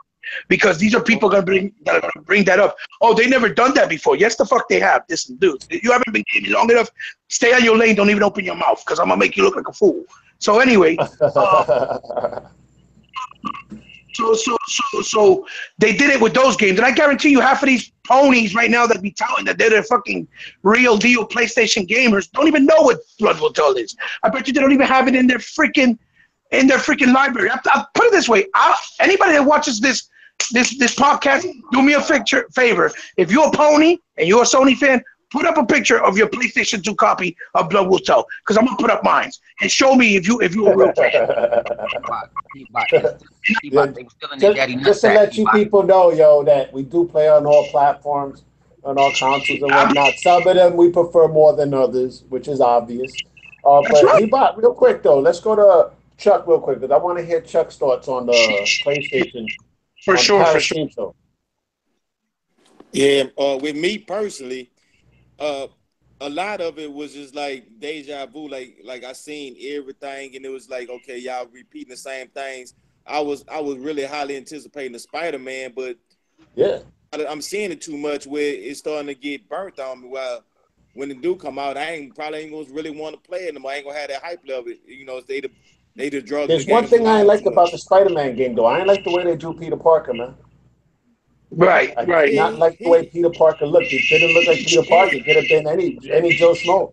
But why they just want to put the Peter Parker they got in these movies now? I don't know. They don't take that because they're going with the older version of Peter Parker. That's why Miles Morales gets introduced in this game. Right. They going with he already out of school and stuff. But with me, it was just like you say, too much CGI. Even the dolls got to agree with me. I'm talking about it's like then the only game that that really caught my attention, but they gotta actually show me something. I gotta know at least what type of game it is. That Ghost Suey Sauce, whatever game that is, that it was catching my attention. If it be something like Ninja Gaiden, I think it'll be fire. But if it's a RPG, JRPG, I think it's gonna bump down because they're not gonna live up to The Witcher. So I think they're going. Sorry, just to try to tell you a little bit that I think they're going for like that Witcher style, but with a samurai. I think that's what they're aiming for. Yeah, because I played a couple of them. That it might be okay. I'm just that's the only thing really. It caught my attention, but I know that I've got that in my back mind to say that's a game that probably ain't gonna come out to 2020 because the games that they were showing is games that are gonna be coming out to like 2018 and 2019. Like we might get one, maybe two in 2018. The other game's gonna get pushed to 2019. The game the Ghost Suicides that is gonna get pushed to 2020. So I don't like how long wait. The Kojima game, Death Stranding. That shit ain't coming out no time soon. Everybody knows Kojima takes like 7 years to make a game. So that shit ain't coming out. That's why they didn't even show it at the game show. Want to know what other game wasn't at the game show? Days Gone or Last of Us Part 3. Yeah, because they showed it there. They showed it too many times already. Days Gone is just Days Gone is to me. It's like Dead Rising. It's their version of Dead Rising. Your version of Dead Rising. That's what I said. Mixed with a little bit of life to us. Yeah, yeah. So I don't, you know, I mean, when I saw it, I want to see really how many enemies you can really put on there. And I ain't talking about all of the same enemies, 20 of the same enemies. This ain't The Walking Dead around this motherfucker. I want some different ones. But right. What it is. But you know, yo, Chuck, finish what you were saying. Oh, go ahead. Go ahead, Chuck. You're right. Go ahead, Chuck. Yeah, no, that was pretty much it. Like, you know what I'm saying? It wasn't nothing that was interesting. That, to be honest with you, that could have been something they could have skipped and combined all that stuff right there in a post E3 press conference that they had, because their E3 press conference was garbage, because it was just a recap of everything they showed for the last 3 years. Now we're going into some more 3 years type cycle of the same game. So to me, it's very frustrating. I mean, it's not me being biased about nothing, but I don't want to see no game that far out. I don't have the patience for that. That to me is just, I don't like be teased like that. You know, some people like that foreplay. That ain't the type of foreplay I like. That ain't good. Yeah, I feel you on that. You show me. And it was a recap of the last 3 years, but there was one thing though that they did show that actually got me excited. Monster Hunter, because it's also on Xbox One. Right, yeah. I was like, all right, fuck yeah, man. Give me some previews for Xbox games. But ain't they going around? You could play as a Monster Hunter character in another game. They going around saying that shit or something. I felt so hard. You can play with the redhead off of because I already know she already in Infinite.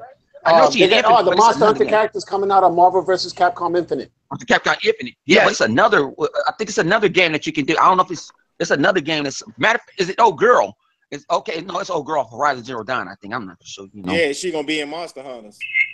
Oh, okay. I mean, all right, I was one of them. I thought I saw it. Crazy. Yo, as a matter of fact, you just reminded me of something. I saw some DLC. They might give us Frank West and just can't say it right now. Yo, I saw DLC for Dead Rising 4. Another DLC pack. Now this motherfucker can cross-dress as Morrigan from Darkstalkers and Jill Valentine. Oh boy! What the fuck, yo? This shit is fucking pissing me off, yo. I have not bought that game, and guess what? Now they just convinced me never to fucking buy that game. I think I got it for $30 on a sale. I got it for $30 on a sale. I think that DLC is fucking garbage, yo. They need to put some female characters on there like that. I could actually put Cammy's outfit on a fucking female character, not on a fucking dude, man. What the fuck? Hey, the world changed now. The world changed. You know, you got rappers dressing up dresses. They want Frank West in a dress. You know? No, that's foul too, yo. Those cross dresses. Dude, these dudes is probably putting on lingerie late at night and shit. Like, oh yeah, I feel sexy. Come on, get out of here. No. But they too busy painting their toe on their fingernails to be trying to play some games. That's what I'm saying. And then you got cross-dressing up in fucking Persona 5, dude. You know what I'm saying? I don't know why. This is a PS3 game. And graphically, it's nothing that the PS3 couldn't do when fucking ran circles around. And they fucking tired of this game, man. What is up with all these cross-dressing games, man? I want to hear your opinions on this, man. Let's start with you, Eva. What's your opinions on all this cross-dressing nonsense? Listen, I need the fifth. Because I'm gonna get real nasty. The only thing I can say is this. The only thing I can say is this. It ain't right. It shouldn't be shoved down our throat. And me as a heterosexual gamer, I don't feel like I need it this way. Now, I'm knocking it for those who appreciate it. If that's the way you roll or the way you eat your hate, so to speak, The way you see yourself. Right. Make it an option. I'm forcing down nobody's throat. It's just gaming has evolved so much. You got so many different type of people, genders, ages, age bracket, and that's all good and fine. As long as they don't force it down your throat and it's done respectfully, then no power to you. I don't have a problem with that. But they need to stop showing these games like. Dude, it seems like they're only catering to the lesbian, gay, bisexual, transgender community. That's it. But how about for us heterosexuals? You know what I'm saying? We're the forgotten breed. We don't even count anymore. Dude, man, it's fucking ridiculous, man. I mean, you got female characters up in the game. Why can you not get a female character to put these outfits on? And it has to be a male character, dude. That's just, dude, it does not float my boat. As a matter of fact, it just ticks me the fuck off. It's just crazy. It's crazy. But what are your thoughts on this, Chuck? Man, every time I voice my opinion for the ladies, I've been going on straight war with a lot of people because, you know what I'm saying, my opinion is strong about it. And, a lot of people, they really know where I stand. And, you know what I'm saying, I stand upright. And that's the only way I know how to stand. I was one of the kids that you fall down, you hurt yourself. They say, get up, man up, put some spit on it. Keep going. Right. That's just, my generation. And I'm going to say, I'm not talking to y'all because everybody on here, you know what I'm saying, we in my generation or older is a different generation than this generation. So this generation is this generation. And I know we did some wild stuff, but you know what I'm saying, they took it to a whole new level. I'd have gave up on this generation. I'm gonna be like Noah. I'm gonna get on the boat and I'm gonna go sailing and I'm gonna go find 100 and we're gonna get drunk on the game and we're gonna get drunk while we playing the game, get drunk on the game. Hell yeah, I feel you on that. What are your thoughts behind it? Man, I put it this way: the world didn't change. You know what I'm saying? I live in parts of LA. You go down. I tell people when you come to LA, do not go to West Hollywood unless you like strudel. You know what I'm saying? Right. You might see some things strange. Just like I went to Frisco and I walked around the wrong street and was like, oh my God. But see, my thing is, I tell people is I don't mind what you do. When you do in your what I do in my house, you know what I'm saying? I don't want nobody to tell me. You know what I'm saying? If I drink, if I want to drink every day, you know what I'm saying? I'll drink every day. But my thing is, don't force your beliefs on me. I'm not going to force my religion beliefs on you. I'm not going to force. If you like, man, you like to dress up in dresses and stuff, you know what I'm saying? And that's on you, but don't force, you know what I'm saying? I'll put it this way. I come from where, you know what I'm saying, it ain't right. You know what I'm saying? I have my reasons why it ain't right. It ain't rocket science, but you know what I'm saying? We ain't a politics show, you know what I'm saying? I'll leave that when I finally get on MSNBC and cuss one of them out for fun. You know what I'm saying? They got to bleep me out. You know what I'm saying? Get on Fox. Get on 5-1. 100. It's like if you don't smoke cigarettes, I can't force you to smoke a cigarette. That ain't right. Exactly. And if I do, just like if I drink and you tell me this, like, you know what, my one of my father or my mother boyfriend was an alcoholic and I don't like to be here, I can respect you and go walk away and go walk somewhere else. Have no problem doing it. That's right. You know what I'm saying? Like I drink, but I have friends that smoke weed. You know what I'm saying? But when they go smoke or whatever, they walk outside. You're not gonna go blaze up in my house because I don't know I don't do it. But I don't condone for not doing it. You know what I'm saying? Like, if you like the opposite sex, that's on you. Keep that on you. You know what I'm saying? I don't people, because that's not what we're saying. Yeah, I don't care what you got. That's you do you. Yeah, just like with the console war. You can be, if you're gonna be a pony, be the best pony you can be. Because I'm gonna be the best bot I'm gonna be. You know what I'm saying? If you right. You know what I'm saying? But I remember this pony on Twitter that was called the 1080p pony.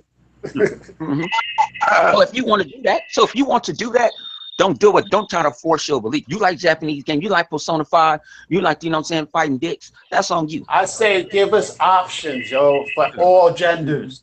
All right, give us options, man. Me personally, I used to work at a call center, not anymore, but I used to work at a call center. And there's a lot of gays and lesbians that work at a call center, people, bisexuals, the whole nine. All right, I have one of my closest friends was gay up in one of them call centers. And I remember one time me and my other homeboy was cracking jokes. We both heterosexuals. My homeboy steps up and we was like, yo, you play basketball? He was like, nah.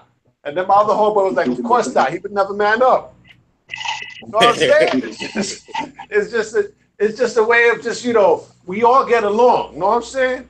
Everybody gets along and whatnot, but give us options, people. Yeah. Like That's I've been a manager at the airport, and I had all girls and one gay guy. He asked me how my mascara looked today. You know I can't answer that motherfucking question. Man, you like a damn fool. I knew I wanted to say, but see, when you get, if I was regular Joe, like I was regular Joe, to tell him you lost your rabbit ass mind, I couldn't got in trouble for that.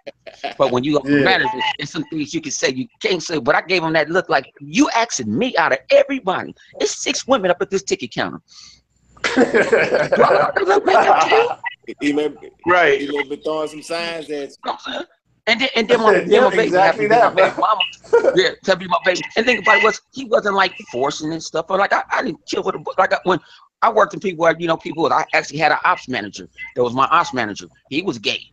You know what I'm saying? But he didn't force that thing. He was like, man, you gonna try to hit Brenda? I'm like, man, my baby mama right here, man. I'm like, you know what I'm saying? Doing? You know what I'm saying? What you doing, man? She 4 months pregnant, man. I'm like, I have a miscarriage. Shut up. Right. But you know what I'm saying? But he was cool. But the day that I heard, he had another guy come. It was a new guy come in. Such a fag. I said, what the fuck are you? And but you could joke that way with certain people. People, they too hypersensitive. Yeah. I'm born, from the age, people bagged on everybody, whatever you were. People have been called, how many back in the movies that you see and people look at that sissy and stuff like that. That wasn't no problem. You just saying your speech. But you got people, if you say something, Bond is gay, but it's come out say you gay. He just hasn't come out the closet yet. That's all it is. Yeah, he got the chance because the world is 2017. It's about in a couple of hours of time finna run back. You can get an extra hour to tell everybody before it turns 2018 that they like strudel. What time go back? Tonight. What day? You said tonight? Tonight.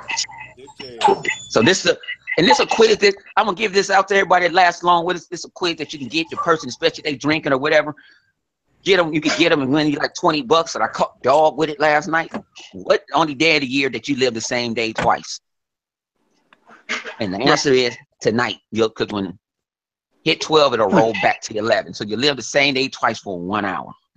I used to catch people at the bar all the time. Right. Dude, I had some shocking revelation recently, like 3 weeks back. I went to my cousin's house and shit, and my cousins are twins and whatnot. One is straight, one is gay. And the gay one, he decided to start studying at night, or in the mornings, in the mornings, in order to become a nurse. But when I went to his house 3 weeks ago, he was like, yo, you heard I got married? I was like, what? Is you serious?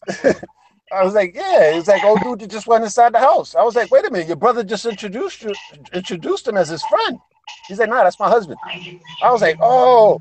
And I looked at my other cousin. I was like, yo, why you ain't even tell me that's his new husband? He was like, nah, it's on him if he wants to tell you. I was like, man, you stupid. I was like, you stupid, man. But I congratulated my cousin, yo. I was like, yo, good going, man, because he was like, he was sad for the longest time, yo. For the longest fucking time, you know what I'm saying? Because he couldn't find a significant other. And at one time, he was even so desperate, he tried to fucking go straight. You know what I'm saying? And he had this badass chick, yo. I mean, this chick was bad as hell. I mean, yo, the baddest chick I had ever seen, yo. I was like, good Lord.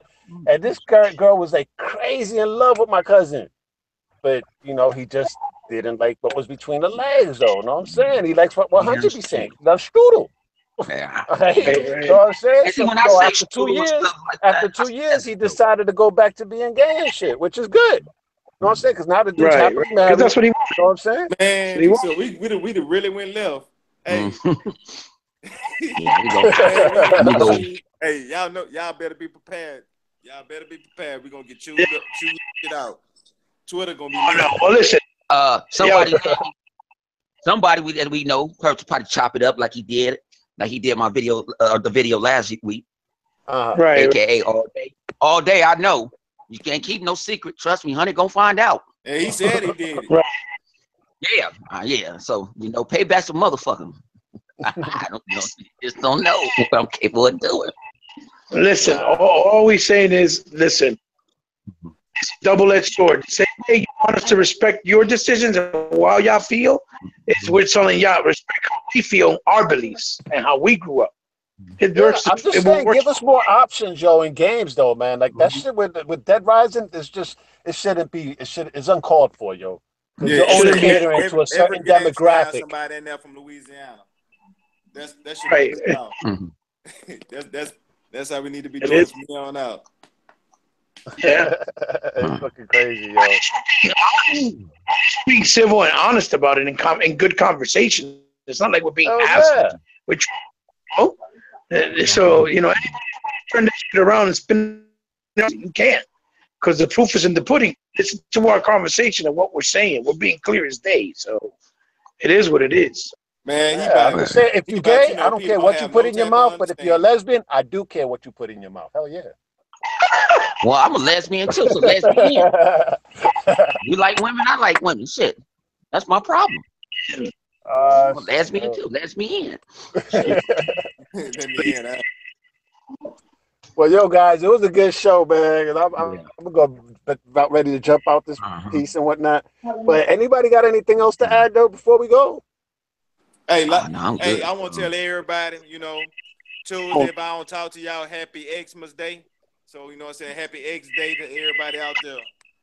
Oh, hell yeah. Happy X Day, yo. Definitely, man. I feel you on that. As a matter of fact, yo, Chuck, let people know where they can reach you at.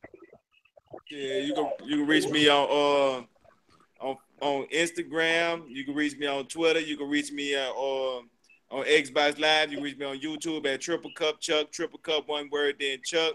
You can go on Friday at the GRG podcast. You go on Saturdays, well, I say the weekend, because sometimes, we be running on Sundays. You can find me right here at the Direct X. On Mondays, you can find me. And on Wednesdays? Oh, yeah. On Mondays, I'll be with Kano. He cuss up. And on Wednesdays, on that Wednesday night, it'll be after Porter Rock and it'll be after Crap Gamer Show that night. So I don't know what time frame people be in, so I don't like to say just a time. But at my time it's 10, or say it's 11 o'clock Eastern. We can do we talk about the Marvel and the DC and the comic books and the anime and the video games, and we kind of mix it all in with one big pot. I got to shout out Hebot, appreciate you for coming on. On my first episode, first guest. I enjoyed you. We had fun. I mean, if anybody missed it, to go back and check it. It ain't nothing but a hot hour, so we run through some good topics. So get a chance, catch the next episode. And I'm going to have Kaleidoscope in that thing this Wednesday coming. So it's going to be lit. Hell yeah. That's what's up, man. I'm telling you, man, the Heroic Vibrations podcast, people. All right, where he's talking everything fucking comics, man. That's what I'm talking about. Yo, Hebot, the most powerful gamer. Let people know where they can reach you at. Yeah, Twitter, Hebot, powerful gamer on Xbox Live, Hebot 8, Mixer, Hebot, and then everything _ and then I think it's in a comma or apostrophe 8, and then you can find me on Facebook on intromediagaming.com and on the Infinite Rooms of the DX Mansion in the Facebook groups. That's pretty much it where I'm at. And the only thing I wanted to touch up base was PlayStation games. They keep showing well, but they don't show dates. So if it works for one way, it should work for the other. If you don't have a date in time, then there's not really much to talk about or show off, because until you got it in your hand and ready to play, you can't really call on it and say, yeah, we got it, because you don't. Keep that in mind. It works for Microsoft as well. They just, people don't call it that bullshit.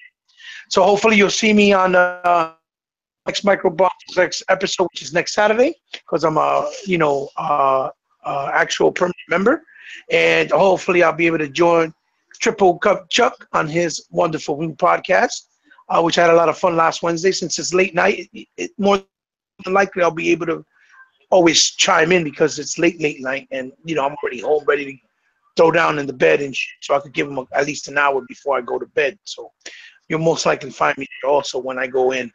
And it's been great to be in the DirectX again because this is my home as well. This is my podcast as well, which I'm a permanent member, thanks to Collider and Ghost. My boy J Long 908. Shouts out to J Long 908 and Ghost. And your 100. Let people know where they could reach the notorious one. Yeah, y'all don't know. Yeah, shit, I might just be on the multiplayer sometime. They'll say the only podcast I really do is we'll do this one. I don't, and I back up on GRG when they need some help. You know what I'm saying? But you can catch me on Twitter. You already know I'm on Twitter. I talk mostly sports, really, or I retweet and I shout out people and shit like that. I don't have no Twitter battles. So I ain't like my man E-Rock. He the meanest motherfucker on Twitter, but I ain't, because I sit there and you write me a novel and I'll sit there and keep on moving. I ain't got time to reply. I don't like to read. But you catch me on Google Plus. You can catch me, like I'm saying, on Instagram. You can catch me even on Xbox. I'll be on most damn, last night was the first time I wasn't even on. Wow. Shit, that's because me and dog was getting drunk. And then I had to go, My birthday coming up. No, I'm not telling y'all motherfuckers my birthday because I don't want a bunch of grown ass men telling me happy birthday. Unless you know me personally. I don't want nobody I don't know like that. I ain't the man. Trust me. Cause you don't need to tell people that know me. Y'all different. I don't want the whole world. No. I got you. My and sitting there, man. I don't want. I'm more. Can I say? I'm a humble person. I don't, private. My birthday, I'm not gonna go, some of my private stuff I don't put out on Inchua because Hunter is a character that I portray. That's not me in real life. And people might portray that one. And if you want to portray it, saying I'll give you that 100, but otherwise I'm just sit back, laid back, like to have fun, help out people when I can. You know what I'm saying? People gotta understand we love games. We like to talk about it, but we got a life. Life goes on. But life goes on, and we like to we got ghosts over there playing Call of Duty. And then Jay Long over there pimping. Yeah. I told you I was like, you gonna pimp for Saturday night, huh? So but see, that's cool. But think about it, that's cool. You see that we have different lives. We have different lives. So acting like I said, if you hit any of us on Xbox, let me know who you are. Because I don't use 100 as my screen name. You can in Mixer, you can see it's gonna say 100 on Mixer. And Hebot, you also know if you go on the computer, you can change your Hebot. You can change it every 30 days if you want to. Oh, yeah. But Mixer, you can change it every 30 days. Oh, thank you. I know that. You know that. So like I said, you can catch me. Man, I game almost every night. You know what I'm saying? We yell out. You know what I'm saying? And we just have fun. Like I surprised Hebot ass the other night. Just popped in because I had fun. Came in. I ain't talked to you in a while. Yeah, so that shit was fun, man. So we go and we have fun. Like I say, we don't always talk about video games. Sometimes we talk about life too. Yeah. You know what I'm saying? So as a matter of fact, we had somebody in the party that was salty a couple of days ago, man. It was Chuck. Yeah. Triple Cup Chuck jumped in the room with 100. And what was going on, Chuck? What was you salty? Man, I happen to party everybody in there talking about some Sea of Thieves, what they playing and how they playing Sea of Thieves. I'm like, I can't get in the game for nothing. I'm pissed off. I'm listening to them saying, hey, 100, hold this box for us. Go, hey, you gonna do this here? Hey, and I'm trying to have a conversation. I'm like, man, what's good, man? Y'all, I want to be a part of something. I felt like the little child that was watching everybody else on the basketball court while playing in the dirt. Don't feel bad, Chuck. I'm not. But the craziest thing about it though, the craziest thing. I don't hear that shit. No, but the craziest thing, what I was doing, I wasn't really doing shit. I was sitting on the boat. Hey, 100 was doing 100. Oh yeah, exactly. Yeah, because 100 was drinking. I was not leaving that boat. No, because we got jacked. They said the craziest thing, we got jacked. I'm sitting on the boat. Yeah, we got jacked. Oh shit. So I'm like, no, I'm sitting on the boat this time. Y'all go file out them damn riddles. But we had a guy that he said it was his first time playing and he must be good at riddles. Because, man, we played it the other night and riddle me this. I said, man, I ain't trying to do no damn riddle. I'm trying to kill.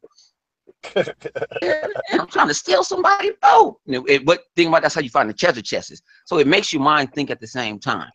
So that's how you get diverse. You have more fun when you're playing with other people. That's what it does. Yeah, true that. Well, everybody, y'all can reach me at of course, Kaleidoscope. Y'all can reach me at DirectX-the on Twitter. On YouTube is at Kaleidoscope, spelled Kalaida, and it's the scope as in mouthwash. You know what I'm saying? Kaleidoscope. And Yes. I'm actually just spit this quick rhyme that I spit at the beginning of this podcast and whatnot. It's like that Hebot can hear it because he wasn't here earlier. You know what I'm saying? Your first, I'll aim, center, mass, squeeze, then shoot, then act like Sega and rally the troops. Because every week I send a call as if I'm Optimus Prime to have the DirectX crew roll up in full force combined to deliver gaming greatness to these YouTube streets like the X1X that has Chief on the inside riding the beast. So people place your bets we're gonna rock and roll like we do every week on the DirectX show. Yeah. You know what I'm saying? And with that, yo, we out, man. Peace, people. To the next one. Next week, there'll be Hard Body with the X release, boy. Woo! Happy Xmas. Back in your happy Xmas. Good shit, people. Shit, yeah. What you thought about that, Heba? You like that shit too? That shit was fun. That was dope as fuck. I like that. Yeah. But, hey, gentlemen, I don't mean to rush so early, but I gotta it's all good. I gotta make some quick moves, man. You got to get in contact with me. Hit me up whenever. Same person all day, every day. Make those moves, brother. Man, definitely gonna be tuned. Well, definitely gonna be there for fucking Wednesday for sure. Yeah, we're gonna run it. But yeah, y'all be cool. You know what I'm saying? You too, Hebot. You know what I'm saying? Appreciate you being on that last Wednesday too. What it hold it down for me. Me up again, okay? Don't worry. If I can make it, you don't worry about that. For sure. Appreciate you. All right, gentlemen, I'm gonna holler at y'all later. Peace, right. Chuck. Yo, check you out, Chuck. Check you out, 100. Check you out, Hebot. He white bite. Get coffee real quick. Huh? Am I in there? Yeah, you still in here. So we the last two? Oh yeah. Yeah, Jay, you gonna get some rub now or what? Yeah, I was gonna go in and whatnot and drink some coffee and shit and wind down. Probably watch some TV because we only got power till like 7 in the morning, so I take advantage at night. Oh, for real? Yeah, there's still no power out here. It is just that my neighbor has a generator. He has like an industrial strength generator and shit, so he connects my house and shit. So I can watch some DVDs and play like 5 Xbox games that I got physical. Because since Microsoft threw out that new update, I can't play none of my games unless I download the update. There's no bandwidth out here. Right. I wouldn't be able to download the fucking update, man. So I'm locked out of all my 300 games. Wow, that sucks. Trust me, it does suck, man. It does suck. That digital life is not the only way, man. You got to keep that physical shit too, man. Yeah, you can't. At least give us the option to just fucking be able to play offline without fucking having to fuck with a fucking update, man. Yeah, they got to do something about that big time. Dude, man, that's like one misstep that they did this generation that was just fucked up. You know what I'm saying? But Phil wasn't in charge. You know what I'm saying? He wasn't in charge. It was this motherfucker that was in charge, and guess what? They gave him the boot. Yeah, but we can tweet it out. I'm gonna see if I tweet it out to Mike and see and let him know. And bring up the situation with friends of mine in PR that can't even play offline to keep themselves, occupied. Yeah, there's no bandwidth out here and shit. So how the fuck is we gonna download an update? Right. You know what I'm saying? Is that you force gamers to download the update, but if we have no bandwidth, there's no way to download the fucking update. Yeah. And I don't understand why it just doesn't let you play it without the update until you get the update. I don't get it. Dude, I don't get it. I don't get what it does. It's like the minute I turn on the Xbox and shit, when I try to connect my mobile hotspot, which the bandwidth is low as fuck too, you know what I'm saying? I can't really do much shit with the mobile hotspot. And that's why I can't really play online or anything, or even go on party chat. You know what I'm saying? It just gives me things so I can access my games that are on the dashboard. You know what I'm saying? The digital ones. But since I got to download that update as mandatory, then it won't let me play the games. And when I opt out of not downloading the update, it throws me offline. So I can't put my console offline in order to play my fucking games. Oh, so that's why you can't even put it offline. No. Because the update is mandatory. Wow. So it'll tell me, oh, you have an update. And then I opt out of the update and it'll throw me offline. It won't let me stay online. Right. It'll just automatically throw me offline. So, and you have to be online in order to go offline, which is fucking retarded. Right. Well, there's no way you could do it before your bandwidth goes away with the little bit that you do get? Like in the morning, there's no way you can do it? Guess what? It lets me play like only 5 games offline. All the other games say they require an online connection. How the fuck, man? I just went offline. Right. I got you. Yeah, so then I'll put on something like, let me see what game and shit. Sunset Overdrive. And it'll tell me that, oh, this game needs to be online in order for you to play it. It's like, motherfucker, I just put this shit offline. Right. I got you.